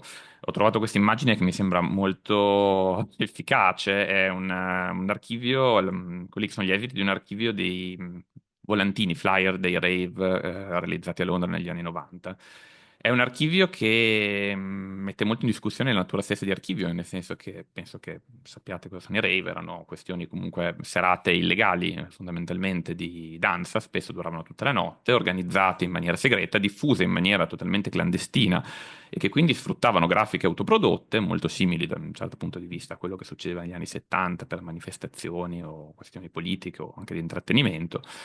e che nessuno si era mai posto il problema di conservare, anzi molto spesso venivano eliminate proprio per la loro illegalità, venivano diffuse in un circuito totalmente paralleli. Come tutte le questioni legate a sottoculture è diventato, molte questioni legate a sottoculture è diventato abbastanza centrale nella cultura contemporanea, ed è arrivato a creare un archivio che per assurdo nessuno sa ancora perché è formato da varie collezioni private che mantengono collegamenti diversi e per ora ha avuto l'unico esito una serie di fanzine, quindi di pubblicazioni al limite dell'indipendente, che vengono distribuite in un circuito estremamente ridotto di librerie. Penso che già arrivare a definire questo archivio, per quanto possa essere una forzatura da parte dei autori, ci dice tanto di quanto ambiguo questo termine, quanto si sovrapponga, si contamini con altri termini definiti, anche la questione legata al museo e al database, penso che si abbia molto a che fare. Oggi tra musei e archivi, farò vedere alcuni esempi, non è sempre facile distinguere e non è sempre così semplice. Tutto questo ovviamente prevede dei modelli nuovi, soprattutto se gli archivi non solo si li vuole preservare, ma si vuole in qualche modo non solo mantenerli vivi, ma attivare e in qualche modo dargli una funzione che vada oltre la semplice conservazione, che implichi o meno il digitale. Ovviamente le sfide sono moltissime solo per porre alcuni problemi, ma oggi gli archivi si pongono appunto un problema su cosa salvare e cosa acquisire, partendo da un'ampiezza potenzialmente infinita, come l'archivio dei flyer che vi ho fatto vedere, a una restrizione estremamente selettiva, su un approccio estremamente storico e su un'interazione estremamente complessa tra fisico e digitale. Non ci tornerò perché appunto Alessandra e Lucilla hanno già abbastanza inquadrato il problema, ma ad esempio ho messo questo catalogo di una mostra molto interessante, Archaeology of the Digital, che ormai ha più di una decina d'anni, in cui Greg Lind, questo il curatore, si poneva il problema di come conservare 4 progetti molto importanti, presi come case study, non tanto per il loro valore rispetto a una questione di storia dell'architettura più ampia, ma per l'essere stati pensati attraverso pratiche di studio post a metà tra l'era analogica e digitale, e quindi essere progetti che presentavano la complessità appunto di una conservazione, con quindi computer che non esistevano più. E il libro era tra l'altro diviso in due perché poneva come esito di questo studio sulla conservazione, su appunto il modo di operare, di ricerca attraverso quello che era ormai un digitale che necessitava di un approccio archeologico, poneva come esito la potenzialità di dover esporre tutti questi esiti, dandogli la possibilità appunto di diventare una mostra, e tutta la seconda parte del volume poi era una mostra organizzata al CCA di Montreal. Era in realtà una sfida su come esporre queste questioni, su come trasformare quello che era di fatto un archivio di studio in un display, in un modello espositivo che potesse appunto dare vita a questo archivio e dargli anche un senso. E trovo molto affascinante che i tentativi più interessanti siano anche quelli di visualizzare quello che è l'archivio contemporaneo. Ad esempio, questo è Cold Storage, un progetto di MetaLab Harvard, in cui a partire da un documentario che reinterpretava un grande classico di Alain Resnais, che era Tous les Mémoires du Monde, che era un documentario sui fondi praticamente infiniti della Bibliothèque Nationale de France, cercava di rileggere oggi la possibilità di rappresentare in questo caso i fondi librari, partendo da Harvard e poi arrivando a grandi biblioteche mondiali attraverso i linguaggi visivi. Un film che diventava poi un sito, un database che si ampliava e si ricollegava attraverso altri film, ancora oggi il sito è online, potete consultarlo, e cercava di dare una rappresentazione visiva in continua espansione di quello che era impossibile da visualizzare. Trovo una metafora, un simbolo molto bello, pur concentrandosi sul patrimonio librario di un qualcosa che aveva potenzialmente un numero infinito di visualizzazioni e una possibilità infinita di visualizzazioni, soprattutto un numero incalcolabile di dati, di elementi. E il libro poteva essere raccontato appunto da partire come artefatto grafico, come fonte di conoscenza, come oggetto che si perdeva nell'infinità delle biblioteche e così via. È un approccio che oggi gli artisti hanno quotidianamente. Ho messo questo video di un video famosissimo di Camille Henrot, artista francese, e è stato esposto al Biennale di Venezia, abbastanza vincendo il Leone d'Argento, quindi abbastanza noto anche in città, in cui l'artista veniva catapultata dentro le collezioni del Smithsonian e cercava di rappresentarle nella loro infinita dimensione, creando un video praticamente in cui continuamente finestre che rappresentavano questo patrimonio grafico, materiale, antropologico si sovrapponevano e diventavano una sorta di percorso fatto di association, di linguaggi molto deboli tra di loro, che però creavano poi un discorso estremamente coerente nel rappresentare cos'è l'archivio oggi. Per un ricercatore è ovvio che tutto questo sia una sfida abbastanza evidente, che è fatta di connessioni. Ho cercato di portare alcuni casi su cui ho lavorato personalmente e che conosco abbastanza bene, per dare idea anche di come poi tutte queste problematiche trasformino in casi concreti che sia il ricercatore sia chi ha a che fare con gli archivi quotidianamente può affrontare.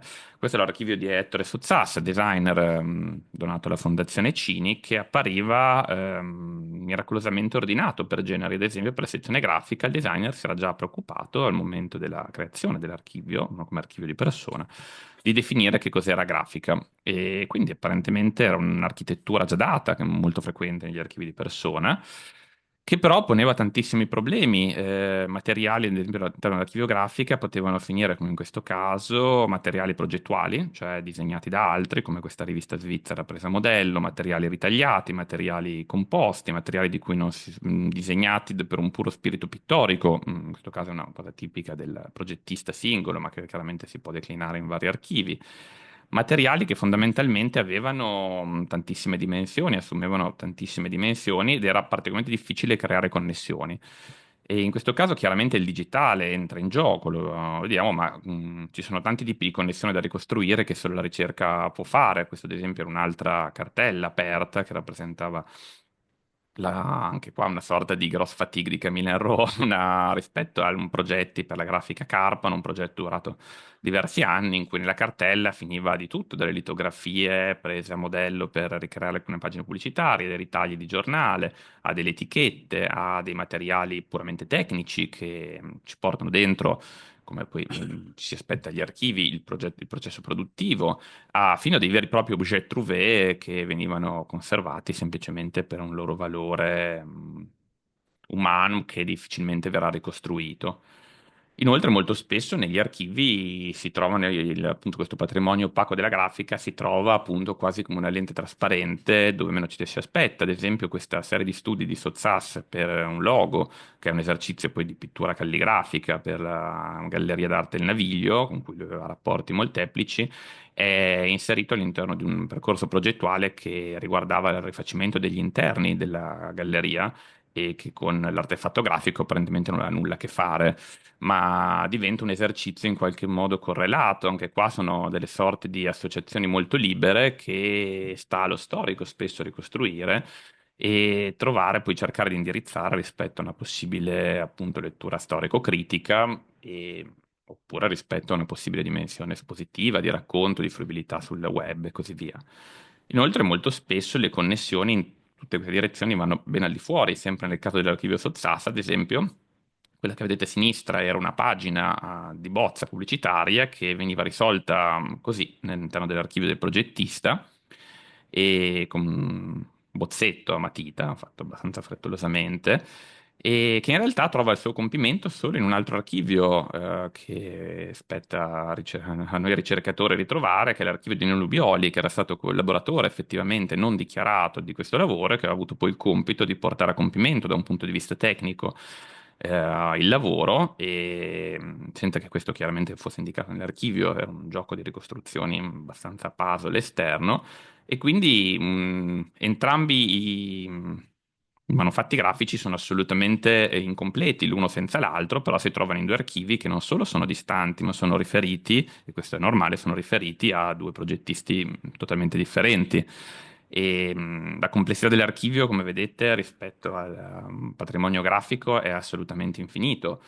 Questo, ad esempio, è un altro caso sempre riferito a Sozzas, di un libro abbastanza raro che si trova in un paio di archivi, anche in diverse collezioni, che era Cocktails Portfolio, che era fondamentalmente un'illustrazione libera di un libro di un recitario di cocktail illustrato da Ettore Sozzas, un libro molto ambito sul mercato collezionistico, completato in fianco delle ricette dei cocktail con queste tavole, che solo scavando negli archivi, in uno degli archivi di Sozzas, frammentati, in particolare quello dell'Oxac di Parma, trova le sue origini, ovvero queste tavole fatte in parte attraverso il collage, in parte attraverso tecniche pittoriche che rimandavano al maestro di Sozzas, Spazzapan, soprattutto acquerelli e china, e facevano capire fondamentalmente dove partiva tutta l'origine, che era un'origine che si spostava quasi del manufatto grafico, che si spostava in un ambito storico-artistico. Sono cose molto legate apparentemente a un singolo progettista, che sto prendendo come caso studio, ma che in realtà trovano una quotidiana applicazione in quasi tutti gli archivi. In fondo, uno dei grandi problemi, appunto, è quello di, spesso riguardo agli archivi di persona, di progettisti, che ci troviamo di fronte a 1 o 1000 archivi attraverso la dispersione.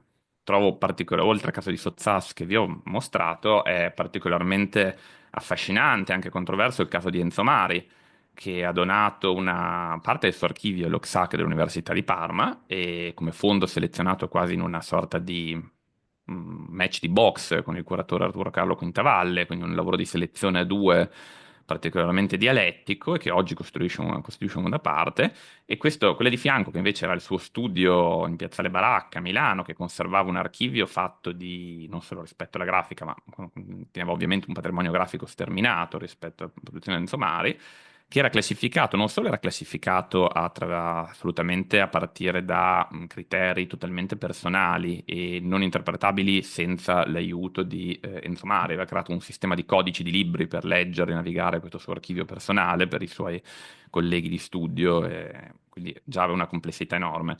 A tutto questo va aggiunto il fatto che alla morte, sopraggiunta relativamente recentemente, dell'architetto e designer, tutto architetto no, designer, è stato completamente smontato, è stato venduto l'immobile, e tutto questo donato al Comune di Milano, è imballato e ancora adesso è chiuso per il designer per diversi anni e dovrà trovare una risistemazione. Possiamo immaginare la complessità di ricostruire un sistema che era anche legato a uno spazio fisico, perché spesso le cassettiere erano nelle rappresentazioni del suo metodo di lavoro, letteralmente, e le stanze rappresentavano uno schema mentale.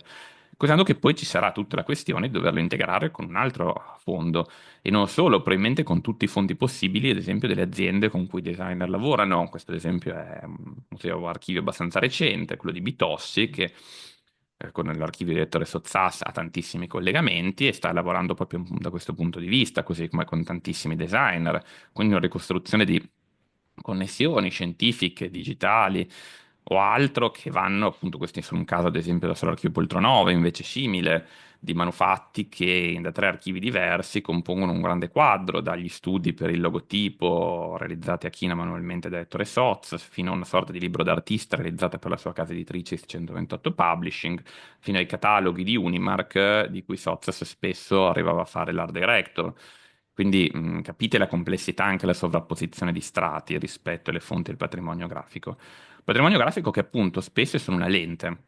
A tutto questo c'è un'altra questione molto interessante, che uno dei grandi problemi degli archivi oggi è l'apertura, un'apertura che può essere un'apertura relativamente tradizionale rispetto alle pratiche archivistiche, quindi una accessibilità a maggiore offerta, ma spesso anche un'apertura piuttosto radicale, quasi una provocazione.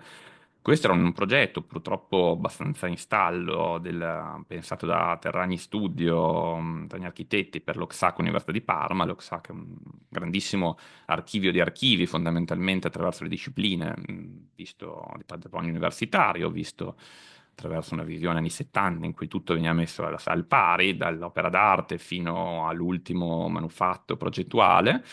E ecco, questo progetto si proponeva di riordinare l'archivio, di leggerlo attraverso una nuova veste grafica pensata da Daniele Led da XY.com e di dargli quindi una nuova leggibilità che lo rendesse accessibile al pubblico, chiaramente con dei mediatori dei fruitori. Oggi l'apertura dei patrimoni è un'utopia, è ovvio che è molto difficile, è uno dei motivi per cui i progetti come questo ancora faticano, portare persone dentro l'archivio e trattarlo quasi come se fosse un museo, però è evidente che attiva nuove relazioni in cui appunto il manufatto grafico, il patrimonio grafico assume tutta una nuova dimensione. E un altro sperimentazione in questo senso è il depot del Museo Boijmans van Meuningen di Rotterdam, che anche in questo caso provocatoriamente ha deciso di aprire non solo i suoi archivi, ma interamente tutto l'edificio che era il deposito del museo, in cui appunto lo stesso in cui Camille Henrot o i documentaristi di Metal Lab si erano tuffati per girare le loro vertiginose riprese, rappresentazioni. E quindi dare al visitatore contemporaneo, su prenotazione, chiaramente accompagnato, l'idea di trovarsi improvvisamente in mezzo non solo agli archivi, ma anche ai depositi, queste enormi strutture che oggi tendono nel sistema museale a occuparsi di tutto, del conservare patrimoni che vanno in qualunque direzione e in cui il patrimonio grafico si trova spesso perso quasi in una sorta di vertigine in mezzo appunto a tutte le discipline del mondo che possiamo immaginare. Inoltre, un altro questione abbastanza complessa che penso vada tenuta in considerazione prima di chiudere è quella della collezione, del fatto che spesso le collezioni gli archivi non nascono come archivi, vengono oggi come archivi, ma nascono da iniziative private, nascono dal collezionario privato, quindi da un'arbitrarietà che il collezionismo privato prevede. E penso alla collezione Salce, ma ad esempio anche a tutto il lavoro fatto dalla Fondazione Cirulli.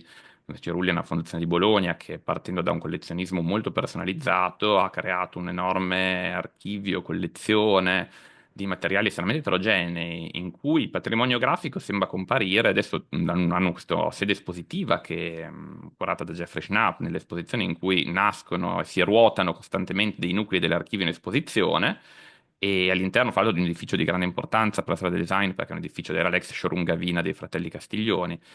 E ad esempio questo è uno dei nuclei di mostra che si rinnovano costantemente, in cui è stata esposta una collezione di carte pasticcere.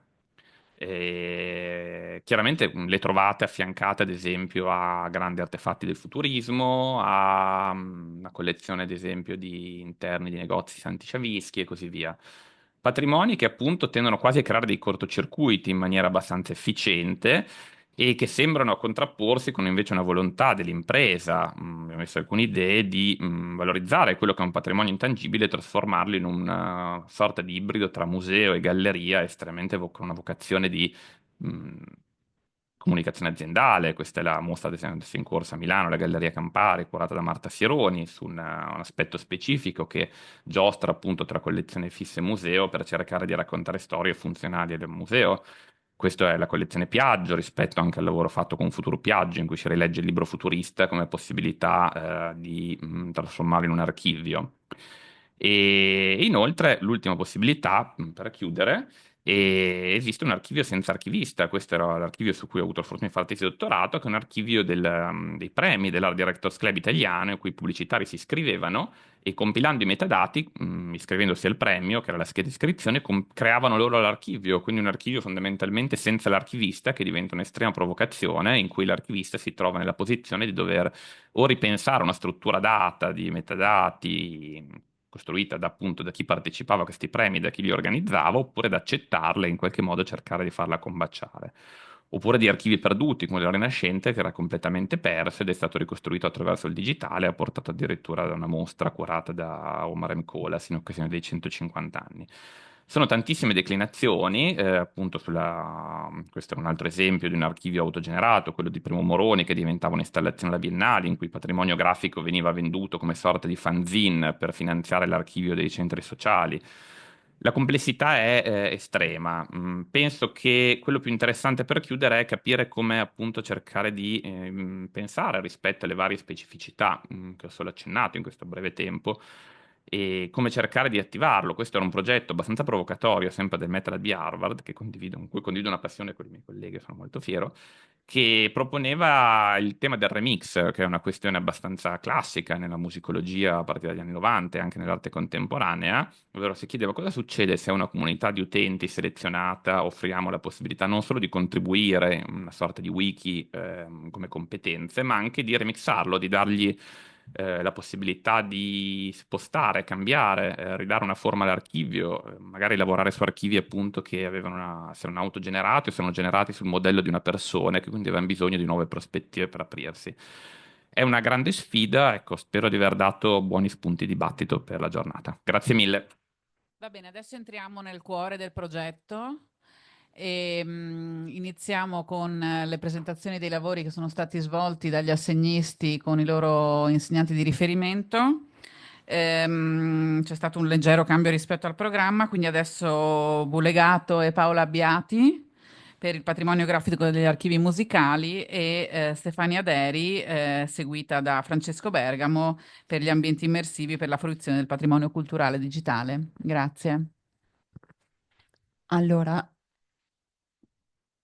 questa parte del progetto, ecco, che ha interessato propriamente proprio il tema del patrimonio grafico, quindi di far emergere questo aspetto invisibile all'interno degli spartiti. Si è basato sul fondo Levi, okay? Quindi su quello che era in quel momento, man mano è stato digitalizzato. Quindi ha iniziato con una parte, vai, Ecco, vai ancora. Ok, ha lavorato su due aspetti. Da un lato implementando i dati che propriamente non proprio la catalogazione, l'archivio rendeva consultabili, quindi arrivando effettivamente a modificare, diciamo, la scheda, ecco, in modo tale da far comprendere meglio nella descrizione questo tipo di materiali, e dall'altro invece costruendo quelle che abbiamo sentito, no? Delle narrazioni, quindi dei percorsi di ricerca, ritrovando all'interno del circa primi 1000 spartiti digitalizzati delle storie che sono state già in parte pubblicate su Levidata, e quindi su, no, lo strumento, la piattaforma che usa la Fondazione Levi. In questo ovviamente ringraziando la collaborazione rispetto al progetto, e comunque se ne è occupata Paola Abbiati, laureata in design della comunicazione, magistrale allo IUAV, che contemporaneamente ha anche, no, trovato un suo interesse verso questi temi e sta anche svolgendo un master al Politecnico di Milano proprio su tematiche legate al design dei patrimoni. Quindi insomma questo anche rispetto al tema diamo nuove competenze, credo che per noi possa anche essere un aspetto di soddisfazione. A te Paola. Sì, grazie per l'introduzione. Come in realtà vi ha già detto Giulia prima, appunto il lavoro è nato proprio sul fondo LVA, quindi stiamo parlando di 4.556 spartiti, di cui appunto i primi 1.000 digitalizzati e taggati e consultabili online su Levidata. Quindi il lavoro di implementazione dei dati si è basato su proprio la taggatura della scheda spartito e nello specifico quindi sul gestionale XDAMS della fondazione. Per ogni spartito, oltre alle informazioni relative a compositore, autore del testo, editore e anno di pubblicazione, dove possibile abbiamo aggiunto anche informazioni sull'illustratore, sullo stampatore, sulla tecnica di stampa e inoltre sulla presenza in copertina di lettering o tipografia e di fotografia o illustrazione.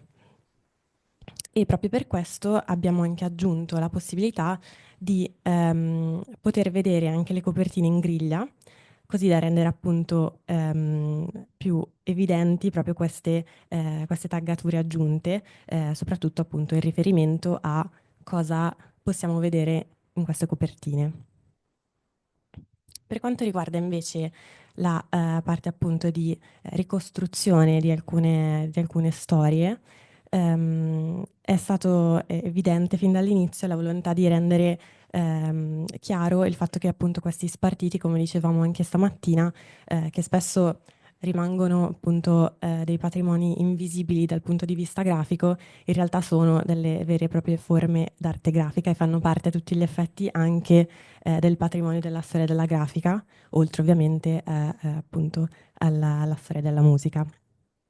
Quindi appunto tramite l'idea era proprio di creare un po' un terreno comune anche per i fruitori soliti della fondazione, per rendere chiaro appunto quanto questo spartito illustrato in realtà sia una ricchezza incredibile per la fondazione dal punto di vista grafico.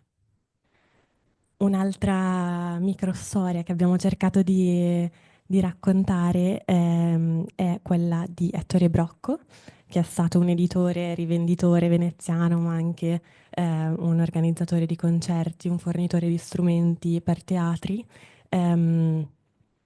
Quindi una figura chiave nello scenario veneziano dell'epoca, e la cosa interessante e l'idea e l'interesse per ricostruire questa microstoria è proprio nata dal fatto che numerosi spartiti, circa 70 sui primi 700,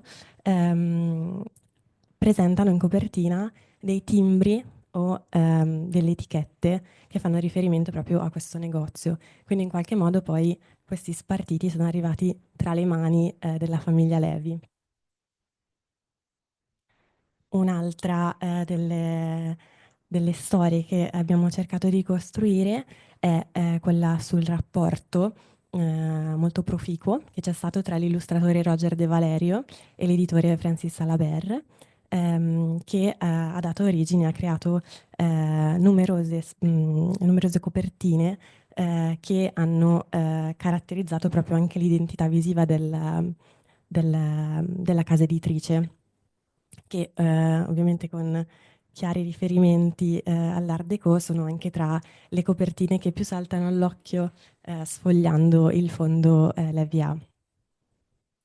E infine abbiamo deciso di analizzare anche il simbolo di Edizioni Ricordi negli spartiti del fondo e in particolare l'utilizzo appunto dei 3 anelli borromei che sono tuttora parte del logo dell'Archivio Storico Ricordi, che in numerosissime quarte di copertina viene manipolato dagli illustratori in modo da rispondere al linguaggio che viene utilizzato nelle copertine e quindi possiamo anche considerarlo un'identità dinamica ante litteram per l'epoca. E questi appunto approfondimenti che vi ho brevemente accennato ora li potete trovare appunto, come diceva la professoressa, nella sezione storia di Levidata per appunto leggerne di più.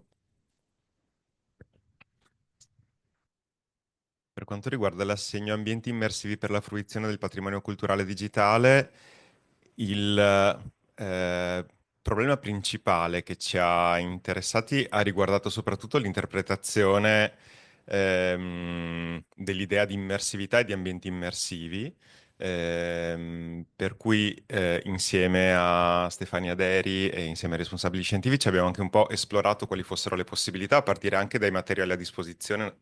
C'era stata inizialmente un'idea di provare a ricostruire digitalmente, scusate, il salotto di Casalevi, provando a collocarvi poi virtualmente un osservatore, ascoltatore, anche se poi abbiamo deciso, un po' per mancanza di fonti, della possibilità di avere dei rilievi dello stato del tempo naturalmente, ma anche per raccordare meglio e in modo più proficuo questo lavoro al senso generale del progetto, di andare in una direzione diversa, di cui adesso vi parlerà Stefania Deri, una direzione che si pone anche in continuità con quello che era stato il suo lavoro di tesi magistrale dei materiali di Domenico Guaccia, la Fondazione Cini.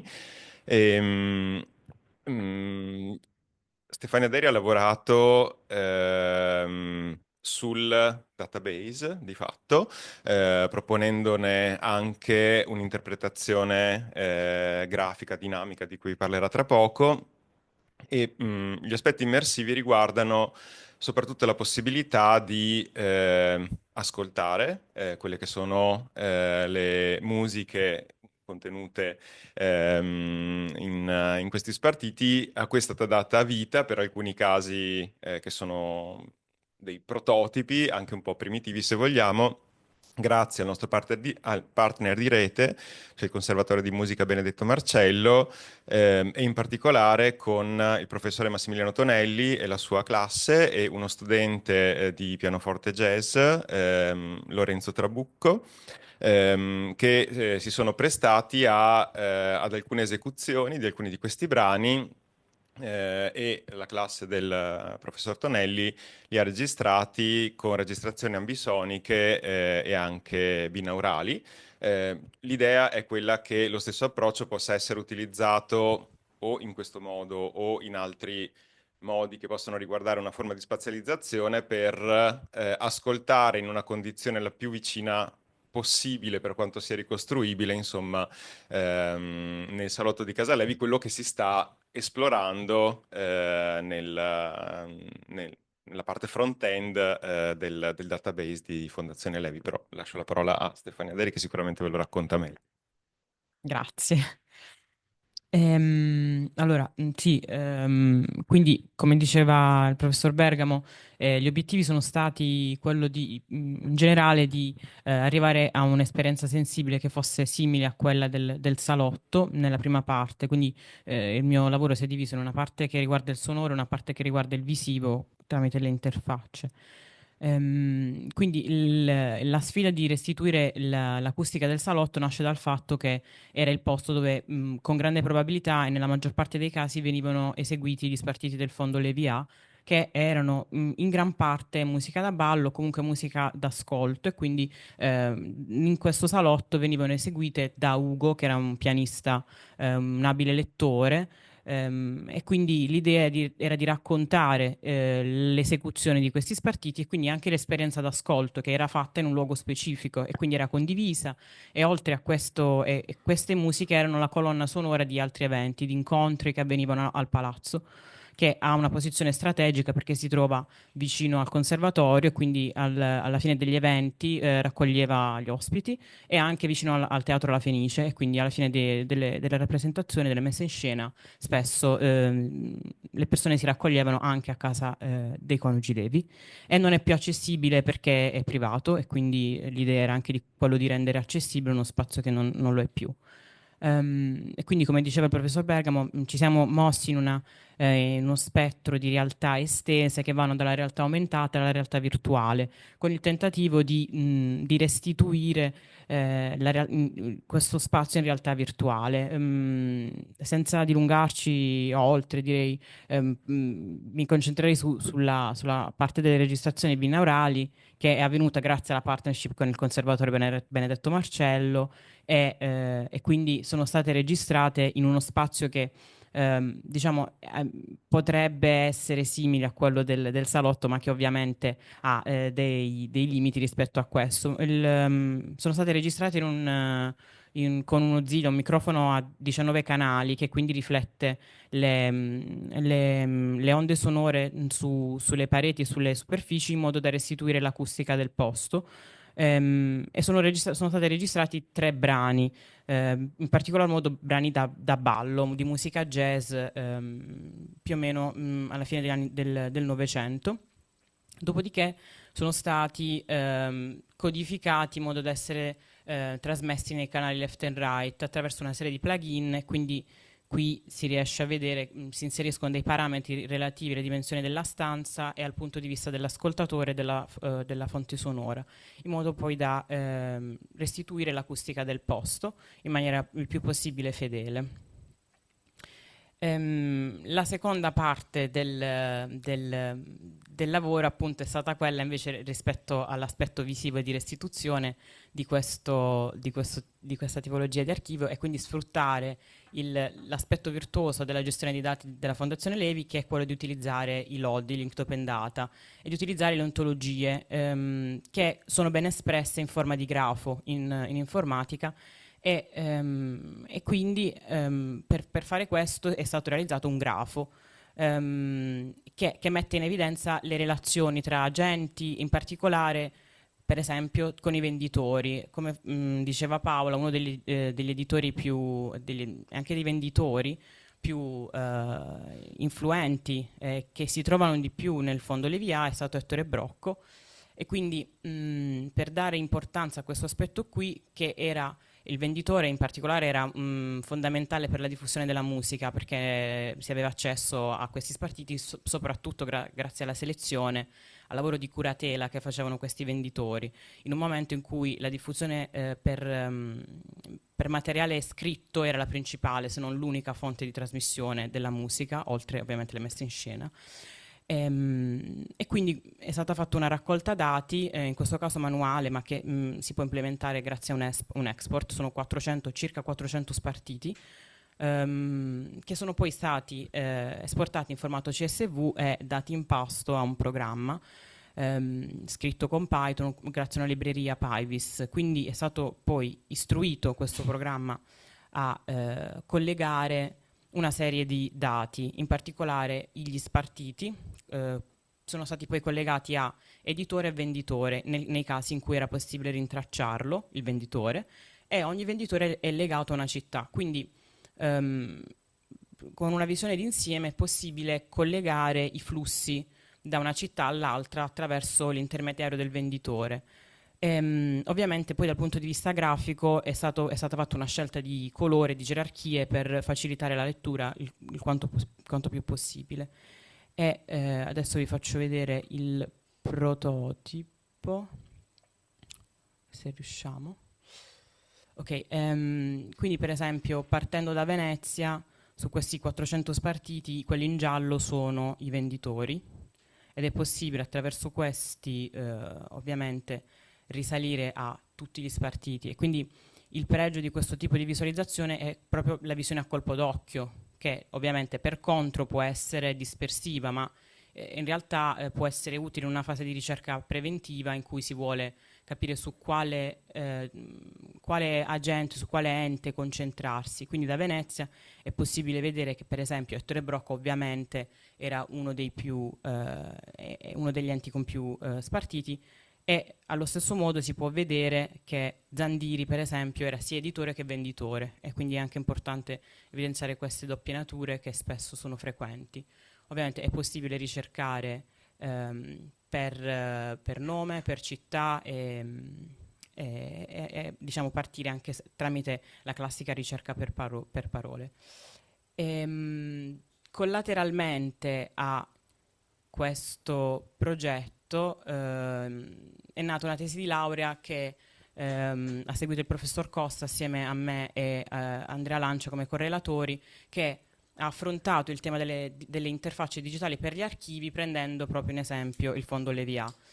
E vi mostro alcuni degli esiti che abbiamo raggiunto. Lei non è qui perché purtroppo aveva preso impegni e le dispiace molto, ma presentiamo noi il lavoro per lei, che comunque è un ottimo lavoro. Questi sono prototipi di interfacce generose, cosiddette, che quindi non sono lineari, ma che al contrario privilegiano un aspetto di interazione maggiore da parte dell'utente. Per esempio, attraverso la timeline è possibile vedere il cambiamento dello stile a colpo d'occhio, che come nel grafo, diciamo, è importante in una fase di ricerca preventiva. Vado avanti un po' velocemente, così non... Però ecco, questa è una delle possibili interfacce che ha progettato, dopodiché, se riesco...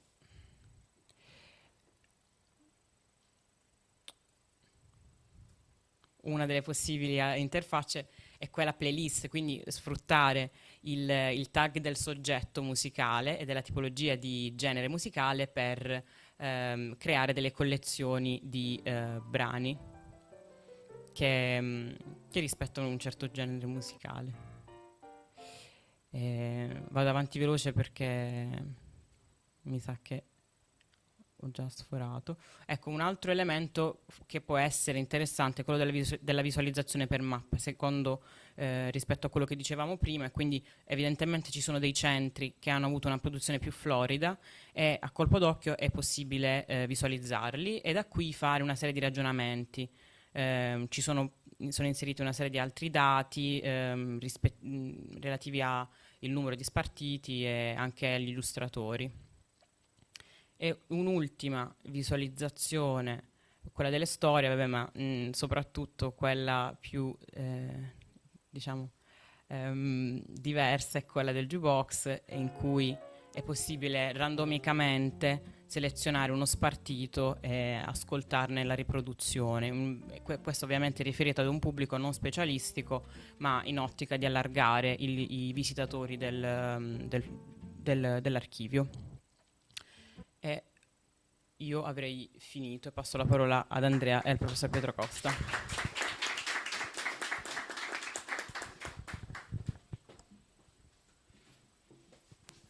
Grazie a Paola e Stefania. E chiederei anche a Monica Calcagno e a Elena Missaggia di raggiungerci, così facciamo un'altra coppia di assegnisti e di progetti. Grazie.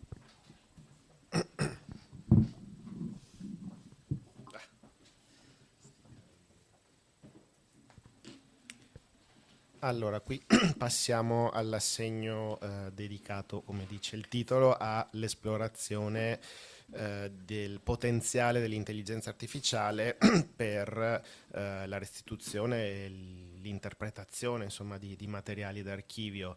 Noi avevamo a che fare con materiali complessi, nel senso che sono documenti che parlano appunto secondo segni grafici, immagini, suoni, e ci siamo posti appunto alla domanda di quale potesse essere il ruolo dell'intelligenza artificiale nel provare nuove tipologie di fruizione.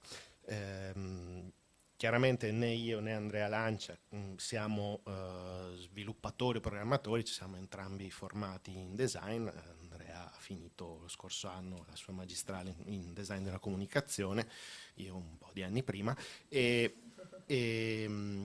quindi siamo andati alla ricerca di strumenti anche esistenti, grazie anche all'aiuto e al supporto del partner aziendale di Mindware, che potessero aiutarci a rispondere a questa domanda, cioè quale possa essere il ruolo delle AI nell'organizzazione e restituzione di materiali d'archivio digitali.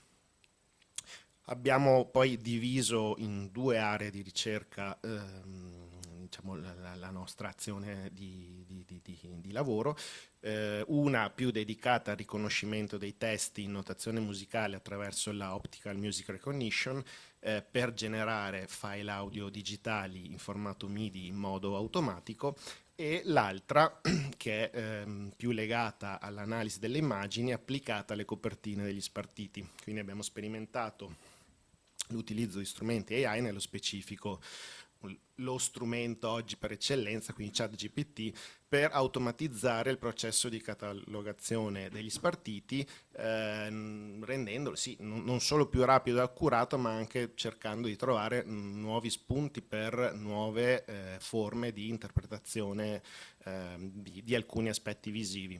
E chiaramente adesso passo la parola a Andrea Lancia, che ve lo spiega nel dettaglio. Grazie. Grazie dell'introduzione. Ringrazio anch'io molto l'azienda Mindware, perché il confronto costante è stato fondamentale in realtà, perché insomma all'inizio, come vi dicevamo, c'è stato un ragionamento su, lavorando con degli spartiti, su delle possibilità appunto di riproduzione digitale dei file audio, e nella fase di ricerca e di strutturazione dello stato dell'arte avevamo trovato degli esempi che appunto erano coerenti col tipo di lavoro che andavamo a fare. Quindi è stata questa la prima, diciamo, suggestione di utilizzo dell'intelligenza artificiale, mentre successivamente abbiamo tentato di vedere appunto banalmente cosa succedesse, cercando di costruire un dialogo con ChatGPT e vedere come funzionasse, con quale tipo di precisione e di possibilità avvenisse l'estrazione di informazioni dalle copertine degli spartiti. Abbiamo sviluppato questa parte ragionando su come lo spartito in quanto artefatto grafico ed editoriale abbia delle particolarità. Per esempio, soprattutto negli spartiti dell'epoca con cui abbiamo lavorato, insomma quelli di Fondazione Levi, abbiamo visto che non c'è la presenza di un frontespizio molto spesso nella gran parte degli spartiti, e non c'è la presenza di un colophon, quindi le informazioni rispetto ad artefatti editoriali come libri sono concentrate e articolate graficamente all'interno delle copertine. Questo rende le copertine una configurazione grafica molto preziosa, perché sostanzialmente racchiude buona parte delle tipiche informazioni di catalogazione dei documenti come gli spartiti musicali. Qui per far vedere come ci sia una distribuzione estremamente densa che va appunto dalle informazioni principali come editore, compositore, autore, ma fino anche ai possessori, alle dediche, quindi dedicatari. A volte è espressa anche la data, ma non sempre, quindi insomma una concentrazione di informazioni articolata graficamente. Qui l'interesse di chi può avere un occhio più attento alla componente grafica. Quindi abbiamo tentato di capire cosa si riuscisse a fare e soprattutto a che grado di precisione, e abbiamo chiesto una serie di campi di catalogazione che sono gli stessi utilizzati su Levidata, per vedere se effettivamente la capacità di ChatGPT fosse adeguata rispetto a quella che è l'attuale catalogazione. E siamo arrivati dopo una serie di tentativi, diciamo, perché uno dei punti fondamentali del dialogo con l'intelligenza artificiale ovviamente è la strutturazione, soprattutto per i large language model come ChatGPT, è la strutturazione di prompt adeguati per estrarre le informazioni, e questo è un po' quello che siamo arrivati a chiedere, quindi l'estrazione delle informazioni, un tentativo sulla data se non è presente nella copertina, e poi riuscire ad avere, era importante riuscire ad avere un file già tabellare, cioè che le informazioni date da ChatGPT fossero già catalogate in modo che sono automaticamente, diciamo, apribili su un documento Excel, e a quel punto ho già il file in CSV con cui posso lavorare per l'implementazione degli archivi. Quindi abbiamo strutturato, c'è una possibilità di costruire un GPT specifico, in cui semplicemente la domanda è sempre salvata e tu devi semplicemente caricare i materiali, e appunto abbiamo costruito un GPT specifico per la catalogazione. Appunto bisognava semplicemente caricare un tot di copertine che erano state scaricate dal sito di Levidata, e automaticamente ChatGPT provava appunto a dare i dati estratti dalle immagini dei 5 spartiti già con tabulazioni reali e copiabili direttamente su Excel o su Google Sheet, ovviamente in un tempo molto breve. Quello che ci interessava era capire con quale grado di precisione, perché poi diventa fondamentale per catalogare in modo accurato. Questo appunto è l'ultimo passaggio, quindi copiare direttamente quello che è stato detto da ChatGPT semplicemente aprendo un file Excel. E abbiamo cercato di indagare la modalità con cui viene fatta questa cosa, cioè ci sono una serie di strumenti che utilizza ChatGPT in maniera automatica, fra cui preprocessa le immagini per aumentare ad esempio la risoluzione, i contrasti, per avere una capacità di lettura più adeguata. La lettura OCR, che è uno dei protagonisti di questi processi, cioè l'estrazione del testo lineare dalle immagini. Poi c'è una classificazione dei campi che è particolarmente interessante, abbiamo approfondito, perché insomma valuta come la configurazione della copertina poi diciamo distribuisca le informazioni per poterle estrarre in modo preciso, e appunto l'esportazione in CSV. La classificazione dei campi utilizza più o meno 4 espedienti. L'intelligenza artificiale cerca di fare un'analisi della struttura grafica, che è anche detta pattern recognition, cioè dove sono le informazioni ricorrentemente all'interno delle copertine. Per esempio l'editore molto spesso negli spartiti musicali è in basso al centro, e questa è un'informazione fondamentale per analizzare le immagini delle copertine, per poter dire ok, quello che leggo lì è l'editore, dopo averlo estratto con l'OCR, quindi col riconoscimento dei testi. Poi ci sono delle parole chiave, quindi se c'è accurati sicuramente potrò capire di che campo sto parlando. Dedicato A sarà il dedicatario, il numero di opera o la casa editrice. C'è un confronto con i principali database musicali per evitare errori dell'OCR, come ad esempio se sbaglia il nome di famosi compositori o autori, può automaticamente capire che è lui che ha fatto un errore di lettura. Okay? E poi fa un'analisi contestuale e grammaticale, insomma, che corrisponde a quella superiore, appunto, e corregge gli errori fatti dall'estrazione dei testi.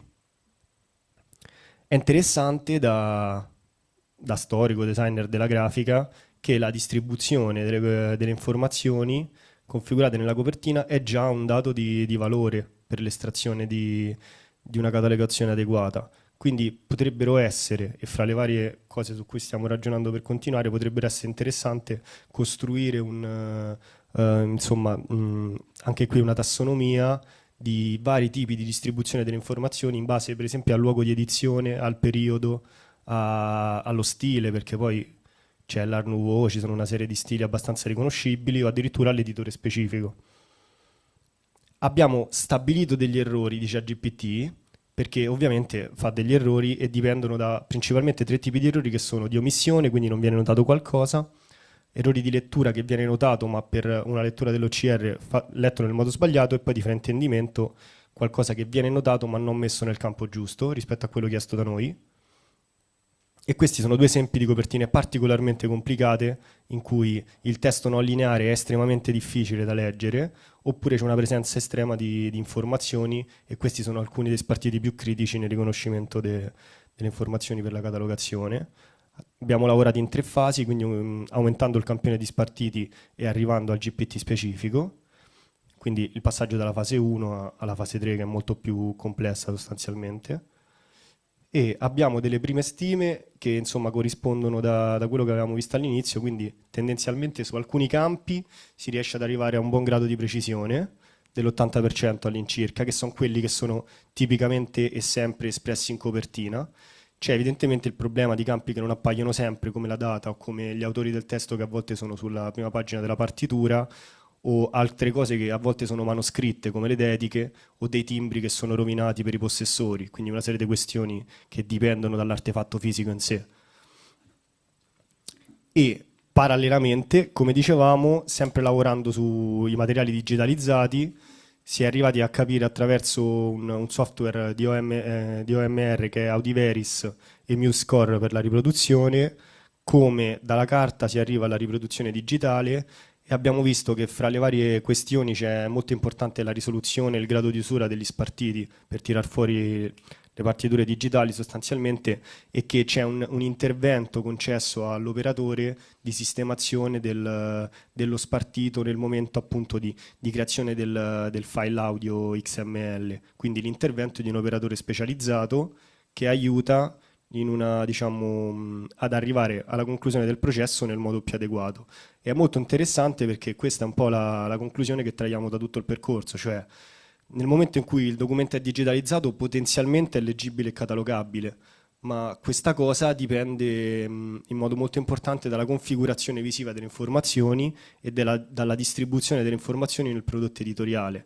Quindi vari artefatti editoriali potrebbero richiedere, e lo spartito è stato interessantissimo perché è un caso specifico di concentrazione delle informazioni, potrebbero richiedere processi di catalogazione e prompt specifici in base alla distribuzione delle informazioni, ma arrivando potenzialmente a un grado di precisione nella catalogazione molto accurato, quello su cui stiamo continuando a lavorare e che speriamo succeda, ma resta ancora fondamentale sicuramente una fase di controllo di chi ha competenze specifiche per vedere se ci sono stati errori, e come nel caso dell'OMR per esempio serviva qualcuno che leggesse la musica, la partitura insomma ad alto livello per poter finire il perfezionamento. C'è un tema di perfezionamento sostanzialmente, fino a un tot riesco con l'intelligenza artificiale, se voglio un grado di perfezione c'è ancora necessità del controllo e dell'intervento dell'operatore. Grazie.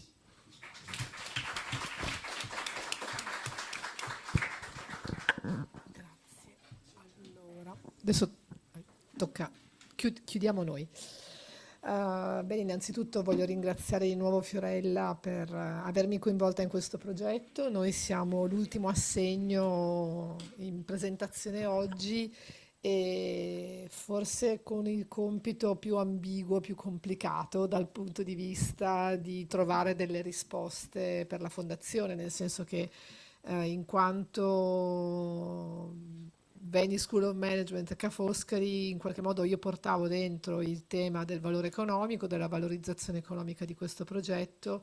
Si è parlato molto oggi di allargare i pubblici dell'archivio, pubblici non paganti, e quindi il problema della valutazione economica e della sostenibilità economica rimane, anche se chiaramente va valorizzata la sostenibilità sociale e culturale della Fondazione Levi e il senso dell'apertura degli archivi, che è assolutamente innegabile. Però c'è questo tema, insieme a una complessità di un processo di digitalizzazione che chiaramente ci porta ad aprire sempre di più e a smaterializzare sempre di più i luoghi, nel senso che tutto quello che è digitale mi porta a una fruizione che è evidentemente online, che è comodamente online, e che quindi ci interroga sul senso degli spazi in una città dove Fondazione Levi, insieme ad altre fondazioni, istituzioni culturali o altro, chiaramente deve gestire il cambiamento e deve prepararsi a un cambiamento. Da questo punto di vista io farei subito la mia breve introduzione, e quindi io ho scelto queste due immagini, adesso vediamo la prima, che sono scattate da me, quindi biecamente, così non ho problemi di copyright e posso utilizzarle. E per domandarsi digitalizzare perché? Una cosa che è emersa anche oggi, è questa tendenza un po' a pensare al patrimonio, dal mio punto di vista, un po' come top down. Innegabilmente c'è qualcuno che ha conservato, che ha archiviato, che ha lasciato ad altri questo archivio, e questo diventa il patrimonio di tutti. Ma l'interesse del patrimonio sta anche nella pluralità delle voci che interpretano, che vivono, che mixano. Qualcuno ha parlato di remixare il patrimonio, e quindi di patrimoni che sono evidentemente sempre dissonanti, nel senso che hanno delle dissonanze emergenti continuamente, perché cambiamo, perché non siamo quelli del Settecento, dell'Ottocento, del Quattrocento, siamo proiettati in un cambiamento, in un flusso che ci pone di fronte a problemi nuovi, e quindi vediamo via via in maniera diversa quelle che sono le eredità del passato e che scegliamo di portarci con noi. e anche la definizione di chi siamo noi e di chi sono i patrimoni è un altro elemento interessante. Digitalizzare perché una delle cose che è stata ripetuta molto questa mattina è appunto i nuovi pubblici, ma il primo pubblico forse da cui siamo partite noi con Elena, che adesso entrerà nel dettaglio del progetto, sono le persone che lavorano in fondazione, le persone che fanno la fondazione. Una delle frasi che ci aveva colpite molto all'inizio del progetto, nel primo incontro, era stato, forse eri tu Giulia che vi hai raccontato, non so, qualcun altro, del fatto che avevate scoperto delle cose che non sapevate di avere. La prima cosa è raccontarsi la storia e scoprire quelle storie, quindi l'identità della fondazione e il costruire l'identità della fondazione, anche rinnovare l'identità della fondazione rispetto ad un contesto che muta. E quindi non solo per raccontare agli altri, ma per raccontare a se stessi e ripartire da questo racconto per raccontarsi anche agli altri. E anche il tema cruciale, riconnettersi con la città. La fondazione, e questo è un po' il compito che vedremo anche nella seconda parte, nel workshop che abbiamo organizzato nel pomeriggio, quindi non dico nulla. Perché questa immagine? Perché questa immagine è la tipica immagine che magari tornando a casa dal vaporetto vedi questo panorama fantastico e ti innamori sempre ogni giorno di Venezia, no? Però poi Venezia è anche altro, nel senso che Venezia è anche quella dove dallo stesso vaporetto o qualche anno dopo in realtà, perché hanno anni diversi, da una finestra molto simile tu vedi una città normale, no? Dove ci sono dei tifosi che festeggiano il Venezia che ha vinto, credo che avesse vinto la Serie A, forse, non lo so perché posso sbagliare su questo, non sono molto competente.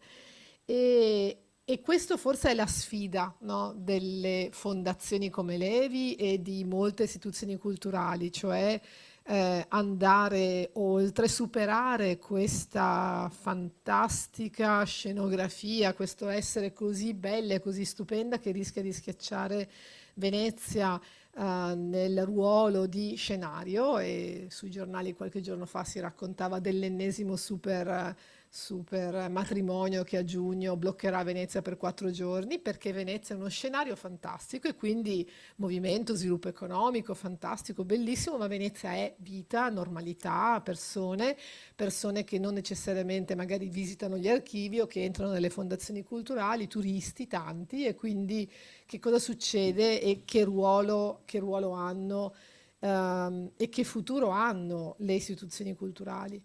E quindi il metodo che abbiamo adottato, innanzitutto il nostro sguardo, Elena viene da un corso di laurea di Digital e Public Humanities, io vengo dal mondo dell'economia dell'impresa, anche se da più di 20 anni mi occupo in maniera specifica di patrimoni culturali, di cultura e di creatività.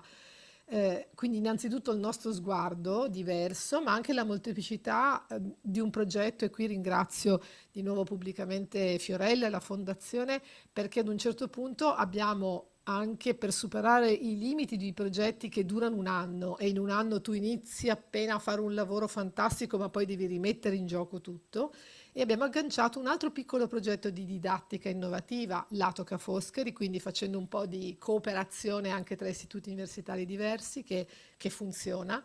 E abbiamo invitato un gruppo di studenti e 3 sguardi diversi sulla narrazione scritta, video e teatrale per raccontare la Levi, e andremo avanti fino all'Art Night. Quindi, e questo grazie al fatto che c'è la disponibilità di continuare, di agganciare altri progetti a questo, e quindi con l'apertura ad attività e pubblici che cambiano e che sono diversi. Quindi questa è un po' la mia introduzione, e non ho voluto anticipare nulla, perché poi il lavoro di Elena è stato un fantastico lavoro dove lei ha guardato, osservato, seguito, mappato le attività, i processi, le persone e anche i suoi colleghi di assegni per capire e raccontare queste storie. A te, Elena.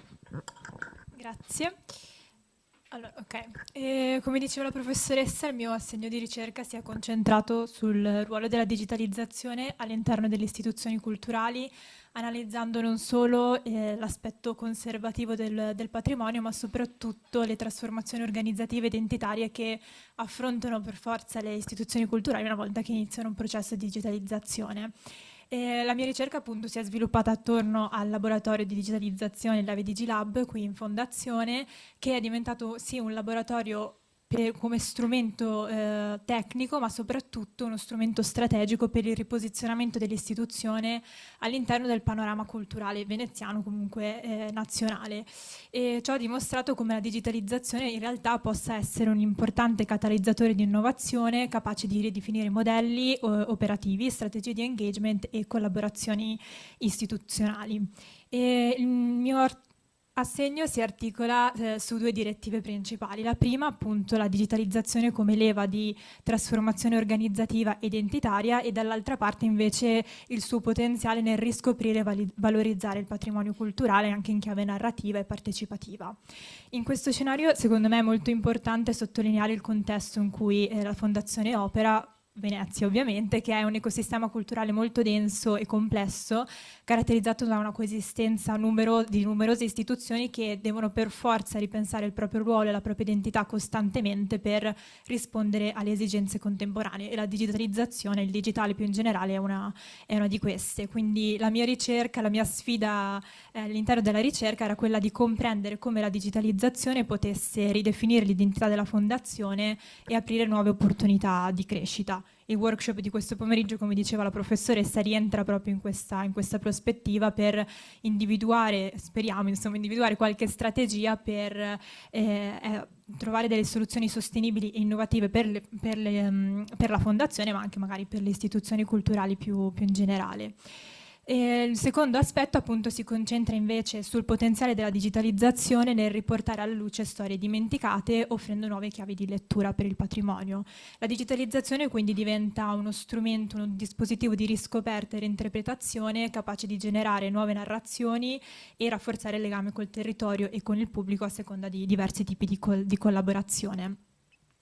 E molto velocemente vi racconterò un po' cosa ho fatto in questi 6-8 mesi di assegno. La prima fase è stata di approfondimento della Fondazione Levi con un'osservazione diretta e interviste al personale. Ciò ha permesso di evidenziare criticità e potenzialità che ho inserito e sviluppato all'interno di un'analisi SWOT che mi ha permesso di evidenziare alcuni aspetti dall'importanza, dalla ricchezza del patrimonio musicologico della Fondazione all'importanza della sua biblioteca e delle attività concertistica, ma dall'altro lato una limitata visibilità digitale e anche la necessità appunto di ampliare il pubblico e fidelizzarlo, soprattutto per quanto riguarda magari i convegni e le conferenze, che sono quelle che hanno più difficoltà. Partendo appunto da queste evidenze, soprattutto grazie al personale della Fondazione, qui vorrei ringraziare anche Valeria Zane e Ilaria Campanella, anche se non credo che lei sia qui, per l'affiancamento che ho potuto dare in un po' di azioni operative che abbiamo portato avanti. In primis la riprogettazione del form della newsletter, che ora chiede maggiori informazioni come l'istituzione di appartenenza, la nazionalità e gli interessi, e in questo modo la Fondazione può avere un quadro più completo e più chiaro di chi vuole conoscere la Fondazione, chi vuole rimanere aggiornato sulle diverse tipi di attività e di eventi. Prossimamente verrà introdotto un sondaggio di soddisfazione rivolto al pubblico e ai ricercatori che vivono la biblioteca sia fisica che digitale, per comprendere meglio le loro esigenze e necessità. E infine, molto brevemente, abbiamo anche ripensato alla strategia di comunicazione digitale, in particolare su Instagram, e abbiamo lavorato sulla coerenza grafica, cercando di rendere il racconto della Fondazione un po' più coinvolgente e accessibile. E qua è un esempio che non so quanto si veda, però nel caso c'è l'Instagram della Fondazione se volete scoprirlo.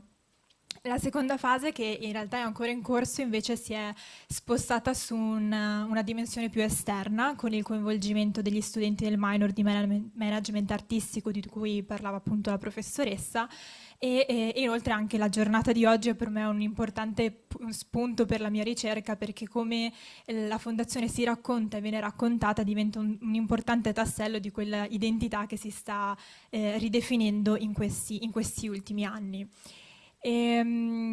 come dicevo, la digitalizzazione nella mia ricerca è soprattutto basata sul suo potenziale di essere leva di trasformazione organizzativa e identitaria. A partire dall'avvio del laboratorio, ovviamente la Fondazione ha dovuto ripensare i propri ruoli e le proprie competenze, integrando professionisti nuovi, appunto, oppure formando il personale già esistente. Ciò ovviamente ha significato un ripensamento dell'assetto organizzativo e della governance in generale, ma vorrei sottolineare come questa trasformazione sia avvenuta con successo solo grazie all'attitudine collaborativa del personale, che era pronto ad accettare questa sfida e continua ad esserlo, appunto.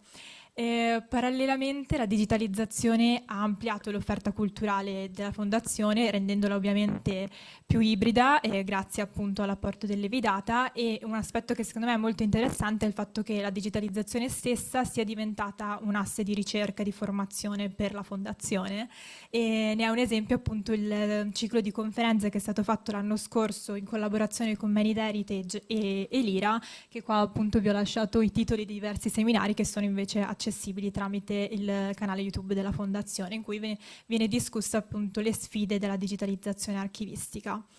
Non meno importante invece la digitalizzazione come service, e qua ho rubato un po' di slide di Giulia, che appunto ha permesso alla Fondazione di attivare nuovi tipi di collaborazione. Un esempio è con l'Associazione Nomus di Milano, con la digitalizzazione incrociata di materiali d'archivio, o ancora la digitalizzazione di alcuni volumi per una mostra in collaborazione invece con la Biblioteca Nazionale Marciana. Questo processo di digitalizzazione ha quindi evidenziato come fosse necessario ridefinire il business model della Fondazione, in cui la digitalizzazione appunto diventa un asset strategico per la creazione di valore e soprattutto per il rafforzamento di questo posizionamento istituzionale all'interno della città di Venezia, ma anche più ampio e generale. Questo ha fatto sì, appunto, ha dato la possibilità della costruzione di un network sempre in via di sviluppo, che oggi conta 16 stakeholders, 7 università italiane, che appunto arricchiscono le opportunità e le situazioni di collaborazione a cui la Fondazione di cui può far parte. E questo approccio, che segue comunque un po' i principi dell'open innovation, è fondamentale per la sostenibilità e la crescita della Fondazione, e anche appunto le attività che verranno svolte attraverso il minor e la giornata di oggi si dimostrano come risorse fondamentali per esplorare nuove opportunità di partnership e di progettazione culturale condivisa. E secondo aspetto, andrò molto veloce, secondo aspetto della mia ricerca è appunto la digitalizzazione come potenziale per scoprire storie e valorizzarle. Qui sarò molto veloce perché appunto volevo raccontarvi un po' di spunti che potrebbero essere interessanti. Posso prendere? Sì, beh, ok. Ok, perfetto, sì, ok. Quindi digitalizzazione come arricchimento anche del patrimonio identitario della Fondazione. Come dicevamo prima, appunto, ricordo il valore grafico delle copertine o l'influenza della famiglia Levi nel contesto culturale e musicale della Venezia di metà Novecento, ma appunto propongo qualche altro spunto soprattutto per questo pomeriggio, come il legame della famiglia con la comunità ebraica, soprattutto nel contesto della Seconda Guerra Mondiale. Interessante anche il fatto che nella biblioteca siano conservati documenti che sono in ebraico, proprio per testimoniare questo forte legame storico e culturale. Altro aspetto interessante è la corrispondenza tra Olga Levi e Gabriele D'Annunzio, che rivela quindi uno scambio intellettuale e artistico tra i due, che diventa uno spunto interessante per scoprire anche come venivano influenzati da tutto il contesto veneziano, e la relazione tra musica e pubblicità del XX secolo, in cui gli spartiti non erano solo elementi grafici, ma proprio prodotti, diciamo, strumenti per il marketing ante litteram, in cui venivano promossi altre produzioni musicali oppure proprio veri e propri prodotti. E ultimo concetto che volevo portare avanti è che è venuto fuori anche durante le lezioni del minor, è questo From Water to the Cloud, che è, come l'ha citato la professoressa Comacchio in una delle lezioni, appunto, che secondo me descrive perfettamente la trasformazione della biblioteca fino ad oggi, per cui partita ai piani bassi dell'edificio è stata alzata per motivi per proteggerla dall'acqua alta, e ora si innalza ancora di più verso il cloud, verso l'immaterialità, anche perché tra l'altro il laboratorio di digitalizzazione è all'ultimo piano, quindi le eleva ancora di più, e fino appunto ad arrivare a questa immaterialità. Ed è anche interessante analizzare e approfondire questo tema di bene culturale materiale e immateriale, come questi debbano essere valorizzati in modo diverso e secondo diverse strategie. E questo perché queste storie non solo arricchiscono appunto la memoria della fondazione, ma offrono potenzialità e opportunità per altri tipi di collaborazione e di valorizzazione culturale. In una città come quella di Venezia, dove l'overtourism e la popolazione locale è sempre in diminuzione mette a rischio effettivamente la sostenibilità delle istituzioni culturali, credo che la digitalizzazione possa essere un'opportunità, uno strumento per raccontare storie diverse, in modalità diverse, ma soprattutto fare rete, perché è la cosa principale, nella dimostrazione anche del lavoro che sta venendo fatto in fondazione. Quindi il mio lavoro di ricerca sta pian piano dimostrando come la digitalizzazione, che magari inizialmente è concepita come un'esigenza tecnica di conservazione, possa in realtà diventare un'opportunità strategica per la ridefinizione dell'identità, dei modelli gestionali e delle relazioni culturali. E concludo sempre con un altro concetto che è venuto fuori durante le lezioni del minor, proponendo appunto una citazione di Gottschall, ossia gli uomini vivono di storie, nelle storie sono totalmente immersi, che secondo me ben esemplifica quest'ultima parte della mia ricerca, e quindi diciamo che secondo me sta poi a noi, anche attraverso la digitalizzazione, prenderci carico di queste storie che ci vengono affidate e dare una loro voce nel presente, ma con un'ottica soprattutto per il futuro. Grazie.